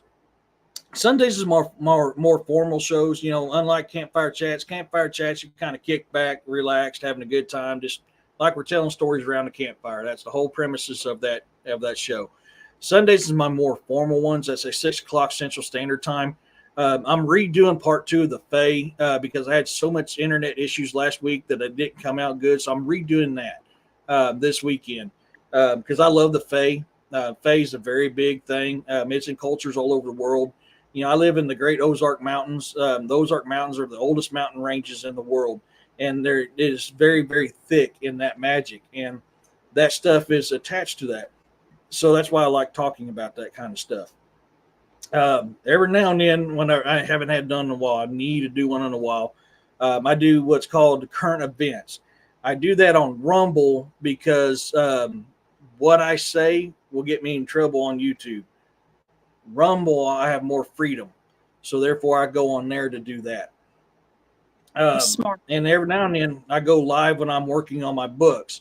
I mean, when my readers, I want to involve my readers with my writing. So I love doing lives when I'm working on my books, and people get to ask questions, oh, why'd you write it like this? Or how about this? Or, they get a little bit of a taste of what it's like when I'm writing my books. It's the Bizarre and the Unknown, Dan. My Patreon, my X, my Rumble, my YouTube, even my TikTok. Maybe not the TikTok. That's all the Bizarre and the Unknown. Yeah, I love my TikTok. Actually, it's funny. I started TikTok because I had a bet with my oldest daughter. my oldest daughter oh, Dad, you're not cool. I was like, man, your dad's a freaking rock star. It's like, no, you're not. So, I'm calling all these people up. They're like, dude, yeah, your dad's a rock star. He's the life of the party. So she goes, okay, well, you may be cool there, Dad, but you're not cool on TikTok. I said, what's TikTok? So she told me about it. So I was like, all right, I'll make a bet with you. See how many people or how many followers we get in a month. She had 25. I had over 5,000 in a month. Oh, my God. So she's getting mad at me. Man. You got more than I do by far. Oh, man, I haven't checked it lately. Yeah, I mean, I do. I make an ass out of myself on TikTok. I'll admit it. I like to have fun. If you're not having fun in life, then what's the point of being life? You need to have fun. So that was what TikTok was for me. It was for me to do some goofy ass stuff, do some different stuff. I mainly use it for promoting my books and my merchandise now, which I have merchandise on Teespring, the Bizarre and the Unknown. I own the domain, thebizarreandtheunknown.com, which is supposed to take you directly to my merch site. And I got different genre stuff. I mean, I got funny cryptid stuff. I've got all different. I've got the veteran lines. I've got a motorcycle line I just started. I mean, I got all different kinds of stuff. I mean, one of my shirts, it's got it's got a Bigfoot and Yeti and look like they're stone. And they're like, dude, you know that hippie we just ate? It's like, yeah, man. Am I alive? I think, it's affected me. And so I love doing fun stuff. Not just, I've got some pretty serious stuff, but I like doing fun stuff as well. So that's like me and my robot grandma and my Karen Bigfoot pins. Heck yeah. These are, my Karen Bigfoot. She wants to speak to your manager. This one right here. Okay. Well, I've got the Ginger Lives Matter line because I was giving Roxanne's my moderator. I love her to death. I'm truly, truly blessed that she became one of my subscribers, and she's one of my first ones. And she does one hell of a job as my mod. I am truly, truly blessed to have Roxanne. And so we like to poke fun at each other a lot on our lives or, in general. So she's like, oh, we're always on this kick about gingers. And, my oldest daughter's a ginger, and we call her Ginger Snap. That's her road name, Ginger Snap. So we were kind of joking around about that. She's like, you need to make some ginger Bigfoots and stuff like that. So I actually have that line. There's Ginger Lives Matter. Line that's Ginger Bigfoot and Dogman and aliens and lizard people and stuff like that. So, I mean, I like to have fun. Hey, Brown Dwarf wants to know, have you done the one chip challenge? Is that where you eat like a really hot potato chip? Have you done that yet? I have not, but I'm not opposed to it. I love hot stuff. I think you should do it. Jalapenos, stuff like that, like candy. I love it. So, okay, I think that's what that is. Listen, I only know because I got a kid and he watches that stuff. Okay. The question is, Brown Dwarf, have you done the one chip challenge yet? I'm going to go check it out after this show. Everybody, let's all go to TikTok and see. It's everybody. Heck yeah. I'll do the one chip challenge. I mean, I do it. I like hot stuff too. So I think that's what it is. Is it having some Canadian ginger right now? Robin. I love Robin. She's funny. Right. Oh, yeah. Some candy ginger. Yeah. Oh, yeah. Yeah, that's awesome. I love having fun. So I mean, when I'm doing this stuff, I want to have fun when I'm doing it too. I mean, if everybody's always serious all the time when they're researching their podcast, it gets kind of boring. I'm not into the drama. I'm not into that stuff. I like to have fun. I like to educate and have fun. So we pick on each other in the chat all the time. It's a great time. Yeah, ginger hair is beautiful. It is. Thank you, Dan. Dan stayed up late. I know I've got several people from across the pond in here tonight. So, Dan, thank you for being up. I know it's probably the sun's coming up over there right now where you are. And thank goodness it's a weekend, right? But thank you. Heck yeah. I appreciate that about my artwork. That's very sweet. I'm just having fun too. Listen, I try to keep things spicy. Okay. Try to keep things spicy. And fun, and because we do talk about some dark stuff, right, Eric? We talk about some stuff that's potentially like terrible, and so if we don't put a little humor to it and not take it all so seriously, but have a lesson in it, okay, and like have a solution to some of this stuff if things were to happen to us, and like these attacks or an attempted kidnapping or anything like that, like just go berserk, y'all. Go berserk. I'm gonna make a T-shirt or a pin that says "Go Berserk, y'all." Okay. Freaky, I'll get with you later. I'll copy the site down and send it to you later. being you can't find it. Sorry.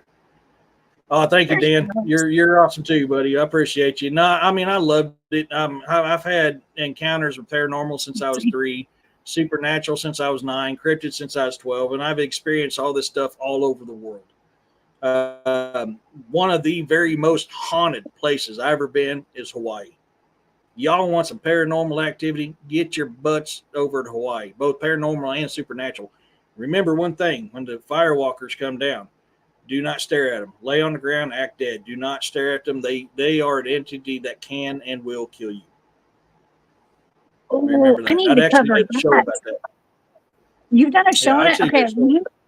Will you come back and let's do it? Let's do a show on my channel on that. I'd love to hear about those. I've heard about them, but I don't know anything about them. I was just a dumb little young hillbilly from Missouri when I seen him for the first time, and I had a buddy of mine was in my unit, and I'm watching this line of fire come down this mountainside right off of H3, and I was like, "Dude, what's that?" I said, "Because I was in good with the locals, because the locals don't like haoles. We're haoles. They do not like haoles." But I was so welcomed by them that I got to go to a lot of places that normal haoles didn't get to go. So I thought this was like, oh man, we got another. Here we call them powwows. My God, I can't luau. I said, man, there's a luau there that I don't remember seeing or hearing about. I said, let's go to that luau, because I love going to local luaus. The luaus they put on for the tourist ain't near as good as a local luau, y'all. And he goes, no, bro. He goes, that be the firewalkers, bro. You don't go up there. They kill you, bro. They kill you. No go. Really? I was like, what the hell? So that's how I learned about firewalkers. So you just said play dead. Is that what you said? Play dead? You lay down and act like you're dead. Do not look at them. If you look at them, they will kill you. So they were known, they were the guards of the kings, and the kings were known to be gods or goddesses and stuff like that. They guarded the lands at night and protected the kings at night. If you were a commoner and you looked upon them, the punishment is automatic death. So they still patrol, their spirits still patrol these mountains and the islands to this day. The last true king of Hawaii was King Kamehameha, and they still patrol and protect his grave to this day. So if you come across them and you actually look at them, they will kill you. So that's a paranormal entity that will actually kill you. They're very strong in paranormal. Paranormal usually ain't that way. They can cause some physical harm. Most of it's done by supernatural. These will kill you. Oh my God. Okay, well that's good to know. I have not been to Hawaii yet, and but you know me, I'd go looking for those things for sure. Mm-hmm. Now I don't know. It's good to know that stuff. But are they solid? Are they solid in form, or are they like see-through? Most of the time you'll see a mist, and you'll see the fires, which is the torches, and you'll see it. They look like a you remember the movie 13 Warriors, and then people were coming down the mountainside, and you see that line of fire they call the dragon. Very similar to that. It's a line. They're lined with torches, and they come down. Yeah. Hawaii, people don't realize you go to the Big Island, Hawaii, you actually get snow up there. So whenever I went to the Pakalua training area, PTA, Pakalua training area, that's done on the Big Island, there's actually snow on that island, up on the mountains. That is the place in Hawaii that actually snows. And it's a Pakalua training area on the Big Island. Yeah. Wow. Truth is stranger than fiction, Tez. You're actually right. People don't understand when all your legends, all your mythology, all your folklore, there's always a kernel, at least a kernel of truth when it comes to these. So you got to understand when we're talking about berserkers on the Ulfanar or Boarheads or Raven Clan, anything like that, and the fact that they shapeshift or do this or do that, just because there's truth behind it. Even though to us it is mythology, it's mythology with truth. So all of this has truth in it. Giants, same thing. Dragons, I mean, whatever it is. That's why I love this. And this is why I do what I do, is because I want to help educate people and get you to understand. It's amazing to see this stuff. I've had some very some of the worst stuff I ever experienced was supernatural. That's been some of my scariest times, is dealing with supernatural stuff. But even some paranormal can be bad. You know, when I did the me and DA and his family did the paranormal investigation of the Shade Beaver Bar and Grill in Everton, Missouri, which is on my YouTube. I actually caught a demonic sounding voice saying, "My father's gone." I mean, it was real evil, real hateful. You can feel the negative energy. Everybody has a gift of discernment. Some people are more in tune to it than others. Basically, you're picking up on their energy. I'm trying to think how to explain it. Now, the best way is probably you pick up on their vibe, their energy, the aura. Like when I'm tapping into somebody to read them, when I was hunting drug cartels and stuff like that, I called it, I tapped into their aura because that's what you're basically doing. A person will most likely, when they're hiding something, they'll not tell you something, but they can tell you something without actually knowing they told you something. Tapping into their aura, learning how to dissect their languages. And when you're doing cryptid research or investigations, paranormal, supernatural, you have to go into it with that same mindset. You have to take your physical energy, project it out to feel it, and that's how you're going to come across a lot of stuff. And you'll get warnings. You'll know when something's good, and you'll know when something's bad. All this stuff is in the air.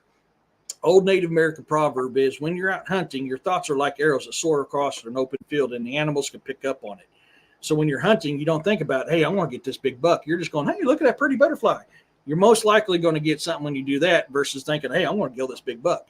Same concept. Cryptids, supernatural, paranormal, anything like that. Very same concept is dealt with that as well.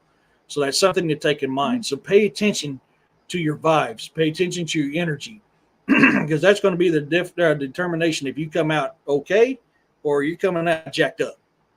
I mean, that's just how it is. You got to have your mind right. Okay. You got to have your mind right when you're dealing with cryptids or anything that's like supernatural, something that's just not human. Okay. Even animals too, even animals of all kinds. You got to have your mind right, because they pick up on the frequency, your vibrational frequency. And so that's partly why I was trained in remote viewing by the head of my Bigfoot research team, was to keep a level head and a calmness about us. To be calm under pressure and in weird circumstances. And that man took us into some really interesting places where we'd start researching, where we were pretty much guaranteed to have encounters with cryptids and stuff. And it was almost like a training camp. Okay. It's like I went into like a training camp almost of a cryptid boot camp. Okay. And while we were doing the remote viewing training, because it was like we were being tested to see how we do under pressure with all this activity around us. And so I'm pretty cool as a cucumber these days. I'm not going to lie. I really am. You have to be. You really have to be. I mean, even dealing with this, like I had a female in that investigation said, my children's dead. I killed them. And, you know, that will normally hit somebody very hard, because it's a very sad thing. You got to think about the time frame that these people lived in and the circumstances. So we're going to think, oh, you're a bad mother because you did that. You don't know the circumstances of what happened. So when they're opening up and they're talking to you, you have to keep a level head and a level mind, because you can ruin that investigation if you do not. That's right. You really have to think about that stuff. You know, so they're doing the same thing you're doing. They're projecting energy. They're projecting thoughts. Once you train yourself to pick up on that, you can. Everybody has that gift, has that ability. That is given to you at birth by Yahweh. You have the gift of discernment. You just got to learn how to attune to it. So, I mean, like when I walk around and study somebody, I'm looking at their aura. When I say the aura, it's the colors that come off of them. You know, you tap into that. So it's like tapping into their energy. When their energy combines, you can pick up on a lot of things. And you're doing the same thing on investigations as you with this type of stuff as you are with humans when you're tracking down your prey. Same concept. So yeah, you even learn when things are tracking on you and you're the prey, right? You learn just as much when you're being tracked. Yeah, that's what I said. Once you know that feeling of being hunted, you never forget it, because that's it's their energy. You're picking up on their energy, their thoughts, their misdeeds. Same concept, very same concept. You're absolutely right, and you'll never forget it. You'll never forget it. The Firewalker Hunter, Jessica, the Firewalker Hunter. Oh, Richard. yeah, I told you, That's man, cool. I'm not scared. It takes a lot to scare me, and even I'm not dumb enough to look at them guys. As much as I want to, Yeah, I I may don't be know. fluffy, but I'm not dumb. I mean, has anyone ever gotten them like on camera or anything? Like, is there any evidence of these things, like of the firewalkers? So I've got drawings. I think there's a few photographs from way in the distance, but up close, no. Because if you're doing that, you're dead. Okay. And there's So to this basically, day, you there's just see the still. fire torches. Mhm. Okay. So to this day, there's still reports every single year of people being killed by these things. Every single year. Really? Yeah. Ooh. Oh yeah. Oh my gosh. Well, I'm intrigued now. We'll have to do a show on those at some point. Oh yeah. I think you already fun. have. I'll bring notes you back on. Okay. Okay, yeah, I'll send you what notes I got and pictures that I do have. Most of it's drawings, because you're not going to have a lot of physical pictures. But Man, because of that what would be happened, that would be a really cool remote viewing target, actually, to get somebody on my Be team careful. or me. Yeah. Really? Yeah. Well, I mean, I careful. remote view a lot of weird stuff, but You do, but that's okay. some pretty powerful stuff right there.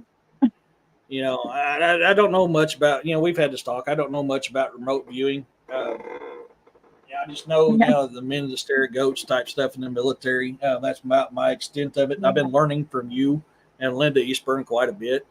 You know, you and me's had conversations about it before, but I'm always mindful because when something is that powerful and you're tapping into it, it's almost like you are projecting yourself in that location.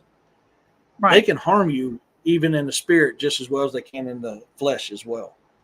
So that's why I'm always like, man, certain things I don't bring to you to do that because I'm like, this is some pretty powerful stuff here, and I don't want nothing to happen to you.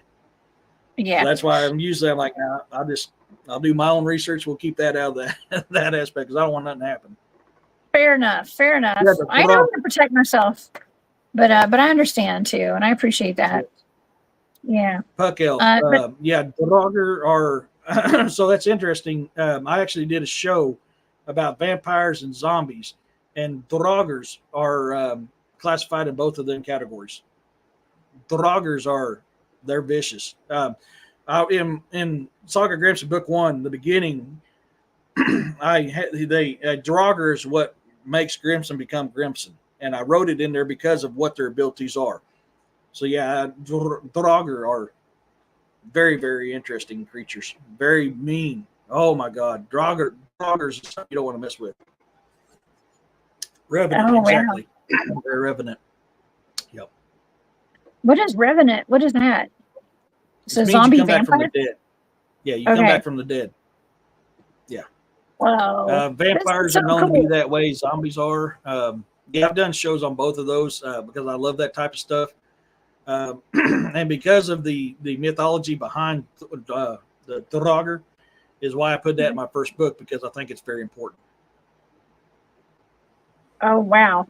Your books are fantastic. Oh my gosh. I was just kind of looking through all your books today and I was like, man, it is like, it falls right in line with what we're talking about tonight. And, I mean, you've got dragons, you talk about everything. Okay. The dogmen, you were going to mention, okay, before we go tonight, we were going to talk briefly about the Nazi werewolves, right? Like, oh yeah.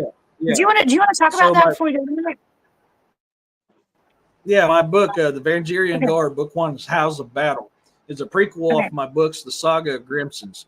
Saga Grimson is in that book too, but not as much because this is more focused on the Vaingerian Guard. But he is in there because it is a prequel to that series. So this was based off of World War II and the reports of the Allied soldiers encountering German werewolves.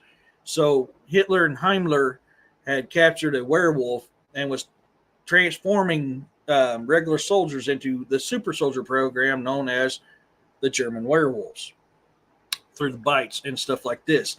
And they were sent out and to attack Allied forces. Even right up towards the end, they are still doing this stuff. So the Allied forces had called King Grimson in to take care of these German werewolves. And that's what the whole book is based is off of these German werewolves.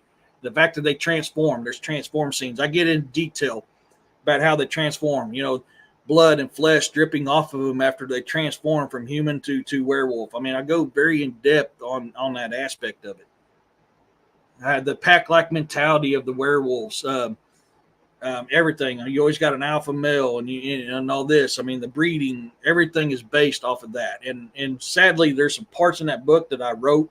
It wasn't my funnest moment, but it had to be written in there because honestly, that's how you eliminate this whole situation. Because they go through and they totally annihilate all the German werewolves. Oh, whoa. Well, I mean, I hear a lot about the German werewolves and stuff, and we hear about our U.S. military even using werewolves during the Vietnam War and sending them down into the tunnel systems and decimating and all like hundreds of people down there. And it was very effective. It was very quick and very brutal. And and now I've never met anyone who was had a firsthand account of that, but there's just stories about it. So what do you know, Mr. Military Guy? So how do I phrase this here? There is programs. When we thought we won World War II, we didn't win World War II. Basically, it was a peace agreement between the Allies and the Nazi Party. A lot of them went to 3 different places. They went to Ukraine, Argentina, and California. So the stuff that they were working on, our military incorporated it into their military and continued working on it. So Project Paperclip is a prime example of this stuff happening. So what they took, what their studies and their practices and created in their military, we are now using that as well. So that's why I start to think the more that I research and the more that I realize the stuff that I was encountering at nights on these bases in these areas that was actually causing fear for me was probably something along this line because a lot of them is around military bases. I mean, I've seen tons of UFO stuff around military bases, cryptids around military bases, paranormal, supernatural stuff. All this is around military bases. So the aspect of that, let's just say, that's a good way. I won't get you in trouble. You're pretty. You're hitting the nail on the head. You're nailing the nail on the head there. You're hitting it. You're hitting it right. Yeah. So there's a lot of that goes on. Okay. Yeah, it's I don't know. I've just been told a lot of stories and stuff and encounters and we hear things on other people's podcasts and stuff too. You know, I get sent links sometimes when something is really profound. You know, so people will send me stuff. I don't have time to watch a lot of podcasts and stuff because I'm so busy doing my own. But occasionally I do get some links and I've heard some things and I've had people on my shows that are like in the truther community and things like that, and they have some knowledge of stuff that goes down. Like, they're not boots on the ground cryptid field researchers like myself, but it's good to have contacts of people who have some inside knowledge that are parts of programs potentially and things like that. So I think it's a good combination. Okay, I mean, the Super Soldier program is not just based in certain areas. Every single military in the country has their form of Super Soldier program. They're all doing the same exact thing. One area may be at a different level than another area, but they're doing that. So, and they're always experimenting, genetics, bioengineering, and all this stuff to create the newest, greatest weapon to take out your enemy. This is that's the dark side of the military. I mean, that's all I'm trying to think of a good way to say without getting in trouble. That's the dark side of the military, folks. It's not all sunshines and rainbows and smoking and joking. There's darkness involved with it, too. There's stuff that we do that people don't know because we have to do it. You know, we're always told it's protecting our country. Sometimes, that's probably true. Other times, it's different reasons. But there's a lot of stuff that goes on behind the scenes that people don't know. Yes, and Dan, that's a good point. Yet, James Rink has a book called Lone Wolf, and he is part of the Super Soldier programs, and has I've done several shows with James, and he's a pretty amazing dude. and has a lot of knowledge on some of these secret programs that are going on. And I've spent a lot of time with James in person. Okay, so yeah, definitely. And he's got a show called Super Soldier Talks, Super Soldier Talk on YouTube. So y'all go check that out. I'm sure a lot of my people that are watching are already subscribed to his channel. But yeah, it's there's. I mean, I've dived deep into some of these Super Soldier programs and have done some remote viewing for some of those people. And I got to say, like, my data, to me, it confirms that there are Super Soldier programs out there, and there are. When I'm remote viewing things that have to deal with like D.A. Roberts Dogman encounter out there in that video at Joe Baldrek area. Yeah. I was remote viewing that, and I came across secret space program facilities underneath that area. Okay, so there's everything's connected. Potentially, I spent a lot of years at Table Rock Lake, especially Big Bay Campground. Really? There is a lot of strangeness on Table Rock Lake. I was so pissed when they closed down Big Bay. My family actually called them. So, hey, can we buy this from you? We'd love to buy this and reopen it. And their exact words to us: we're not selling it. It takes too much money to upgrade it. It won't be worth it. We're just going to keep it closed down. It's like, what do you mean? You can upgrade that thing to what it is and beyond and make your money back in one season. If you're not going to do it, why not let us have a chance to buy it? You know, my family was trying to buy Big Bay when they closed it down because we've been camping there ever since I was born. I mean, I love that area. And I can tell you now, I spent a lot of nights out there.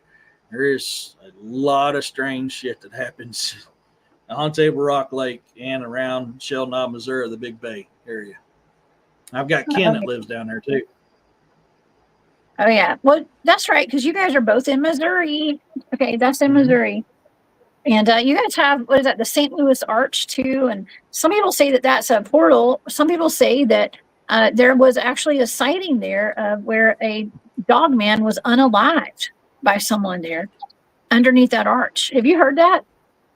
I haven't heard about that. Yeah. I've heard of the portal on the arch.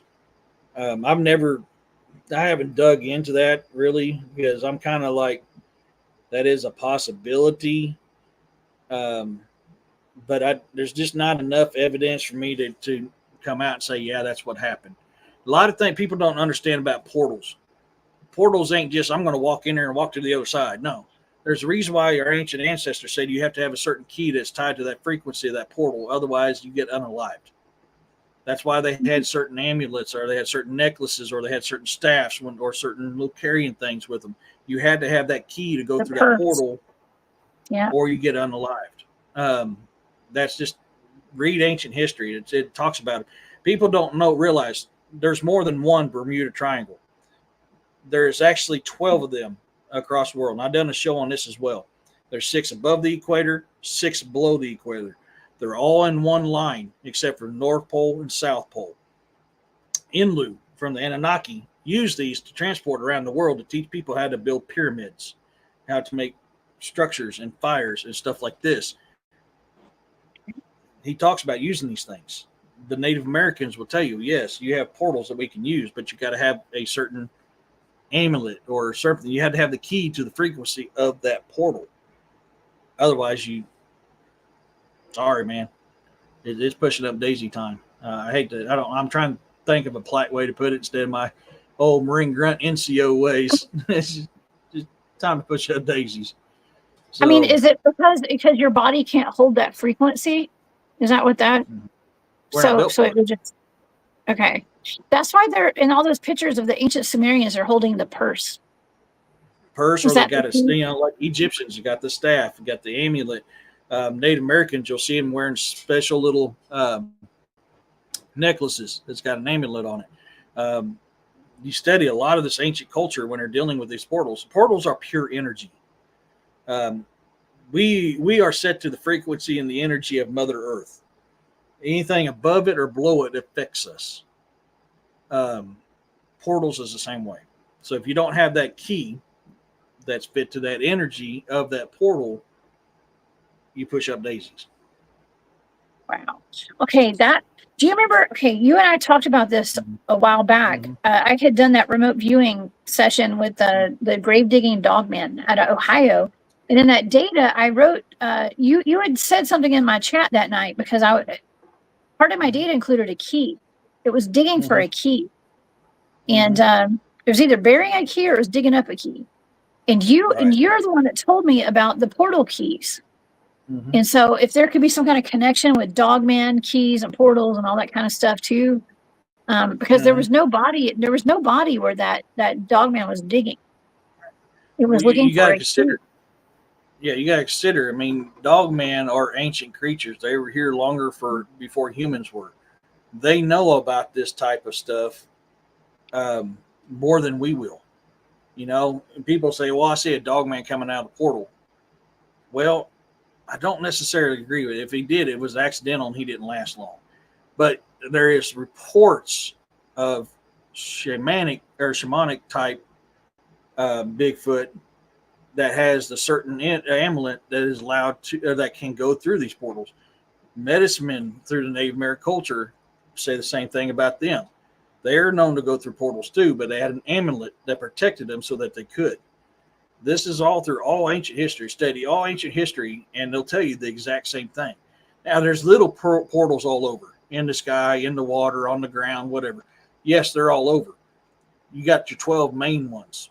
Bermuda Triangle was one of them. Wow.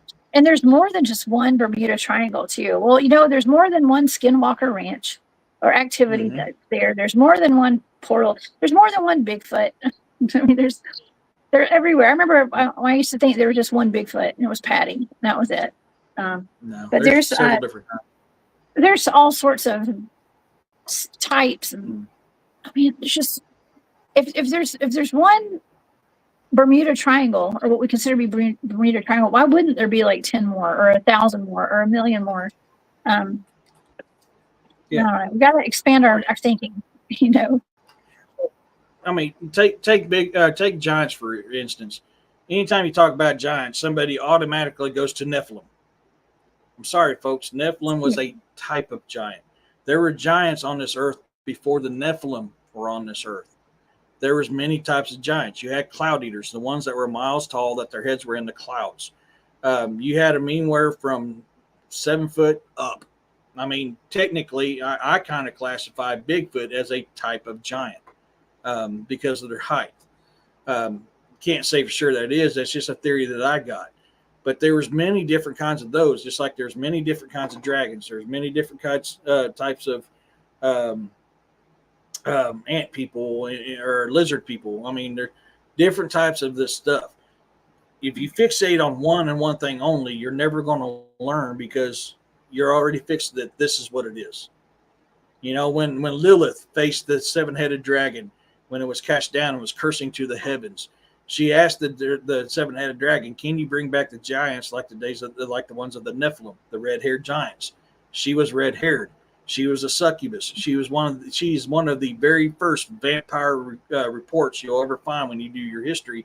Is Lilith, known as First Eve, Adam's first wife. That's in Judaism. That's in ancient. Ancient.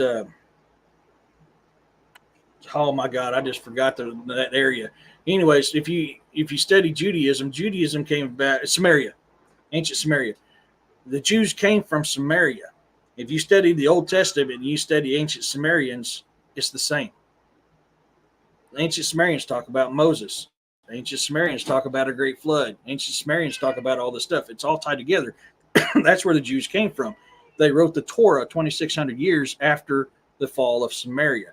That's why their stories are very similar, because they came from that area. So, yes, baby kitty, I understand. Give me a few minutes. Be patient and have your manners, please. Thank you.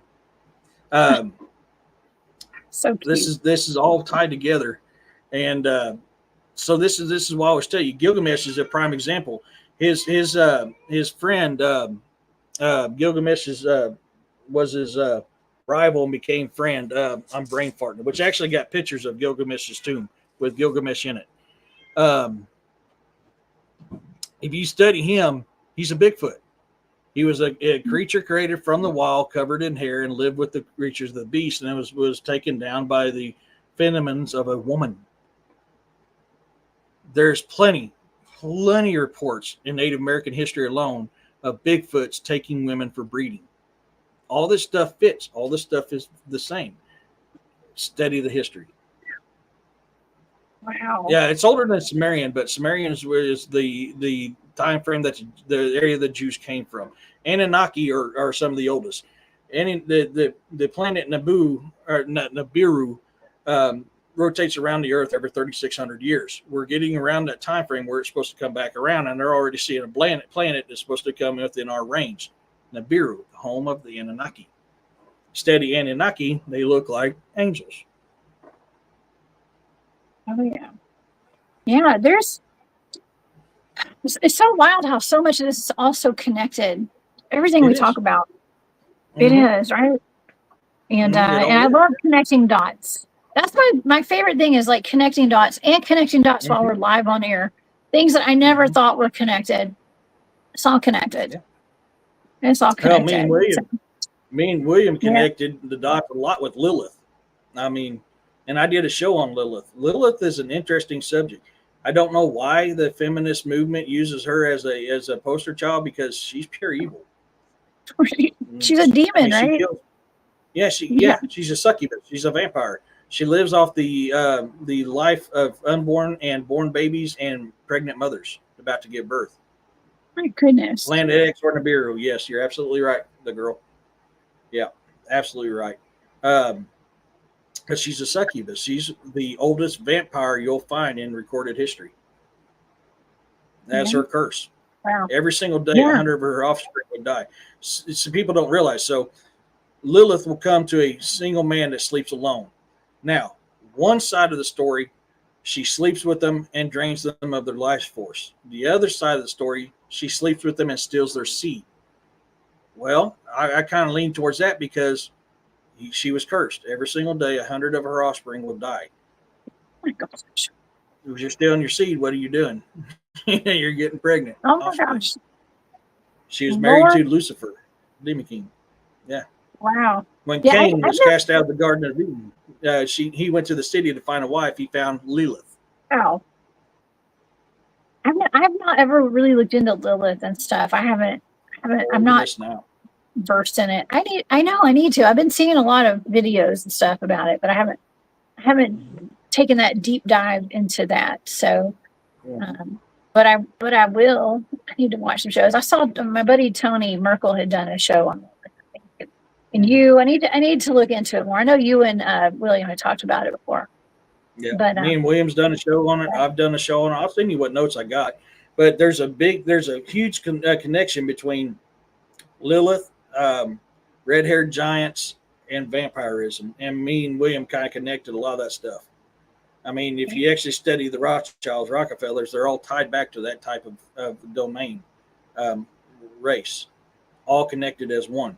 Throughout time, you'll find stories throughout time of people painting Lilith and seeing Lilith and talking about Lilith and having issues with Lilith.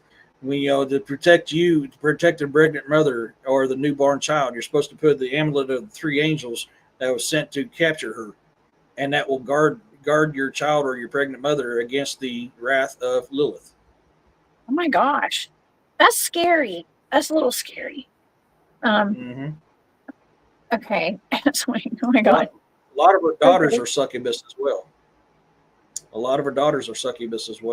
That's why me and William connected them with vampirism, because it's all there. Wow. Well, we're gonna have to talk about this on another episode, because that's a lot. Like you could do a whole full episode on Lilith, and I think I will one day. Oh yeah, that's fair. Remind me, and I'll send you my notes and stuff on her. Okay, that is so sweet. I appreciate that. Yeah, we'll do it. I really want to bring you back on and talk about those what are the firewalkers and stuff. So I mean, we've got a ton of stuff to talk about. We really do. Oh yeah, anytime. I enjoy this. I'm truly honored and humbled to be on here with you. So I mean, I enjoy it. Well, thank you. We've had a great show tonight. We had a big crowd tonight, and I want to thank everybody for being here. And none of your biz, thank you for getting that membership tonight too, for becoming a member of the channel. And let's see, Larry. I mean, Larry's a member. Larry was already a member. I think sometimes like you have to like you're a member, but then you have to like do another membership or something like after the month's over. I don't know. I don't know how this works. But I want to thank everybody for that, for gifting membership. I don't know how the memberships work. Okay. But thank y'all so much for all the super stickers tonight and for becoming members of my channel, and for everybody who did tonight. And Eric, this is just fun. It's just fun. We can talk all night, but I know it's getting late. I'm over on the East Coast, so it's already what time is it? It's almost 1 a.m. over here. So yeah, I was gonna say it's I know it's late. It's late, but so everybody, please go to the Bizarre and the Unknown on YouTube and on Rumble, okay, and become subscribe to his channels. And do you have a show tomorrow morning, Eric, with William? Yes, William should have it. Sounds like he got his internet fixed, so we didn't have a show this morning because he was having internet issues, which I've been having internet issues ever since I've done the Fae part 2. It's been aggravating. I've dealt with it tonight as well. So he's supposed to have that fixed. So I should be on in the morning with him on Sunday morning group. That's Nighthawk High Strangeness Podcast, y'all. It's on YouTube. So it's a wonderful way to have your coffee in the morning and hang out with the fellas tomorrow morning and on Saturdays too. And on Friday nights and stuff too sometimes, right? Yep. But the Bizarre and Unknown. Me and him's going to be working together about putting another current event show together on Rumble. Because a lot of stuff we want to talk about, we can't talk about on YouTube. So we will be having that coming soon as well. Okay. Awesome. Okay. Well, I will see you in the morning then. How about that? I'm going to be sure to be there, and I'm going to try to get some sleep tonight. I'm tired. I don't know about y'all. I'm tired. Yeah. Thank you, Camo Dad, for being here. So, all right, everybody. Well, I hope everybody enjoyed the show tonight, and I hope everybody learned something. And yeah, I mean, fight like a berserker, y'all. Okay, and if anything happens, just go buck wild like a crazy hyena on somebody if you have to, and channel the ancestors. Okay, that'd be another subject when you said hyena. There's actually a pretty funny story about them and dealing with Dogman. That'd be another show. That type ain't a Dogman. I'm a firm believer that's a were hyena, which is very common. There's several reports of were hyenas. And those are commonly seen too. I know people personally, including Ryan Tremblay, seen one. A lot of people have encountered the hyena type dogman, which are not dogs or men. Okay, so yeah, well, we'll talk about that too. Okay, we'll talk about that too in the future. You know. All right. Well, y'all, everybody have a wonderful night. I hope you guys enjoy your Labor Day for everybody who's in the United States. Have a safe holiday. Okay. Have a safe time, and keep your head on a swivel and protect yourselves, protect each other. And you guys, thank you from the bottom of my heart for being here tonight and spending this 2.5 hours with me and Eric tonight. And I hope y'all enjoyed it. I'll be back on. Yeah, it's been amazing. I'll be back on Wednesday on a glitch in the Matrix, y'all, and I'm probably going to start doing a Monday afternoon show after Labor Day. Okay, so anyways, y'all have a wonderful night. Thanks again for all your support, everybody, and for being here. And Eric, thank you so much for being here.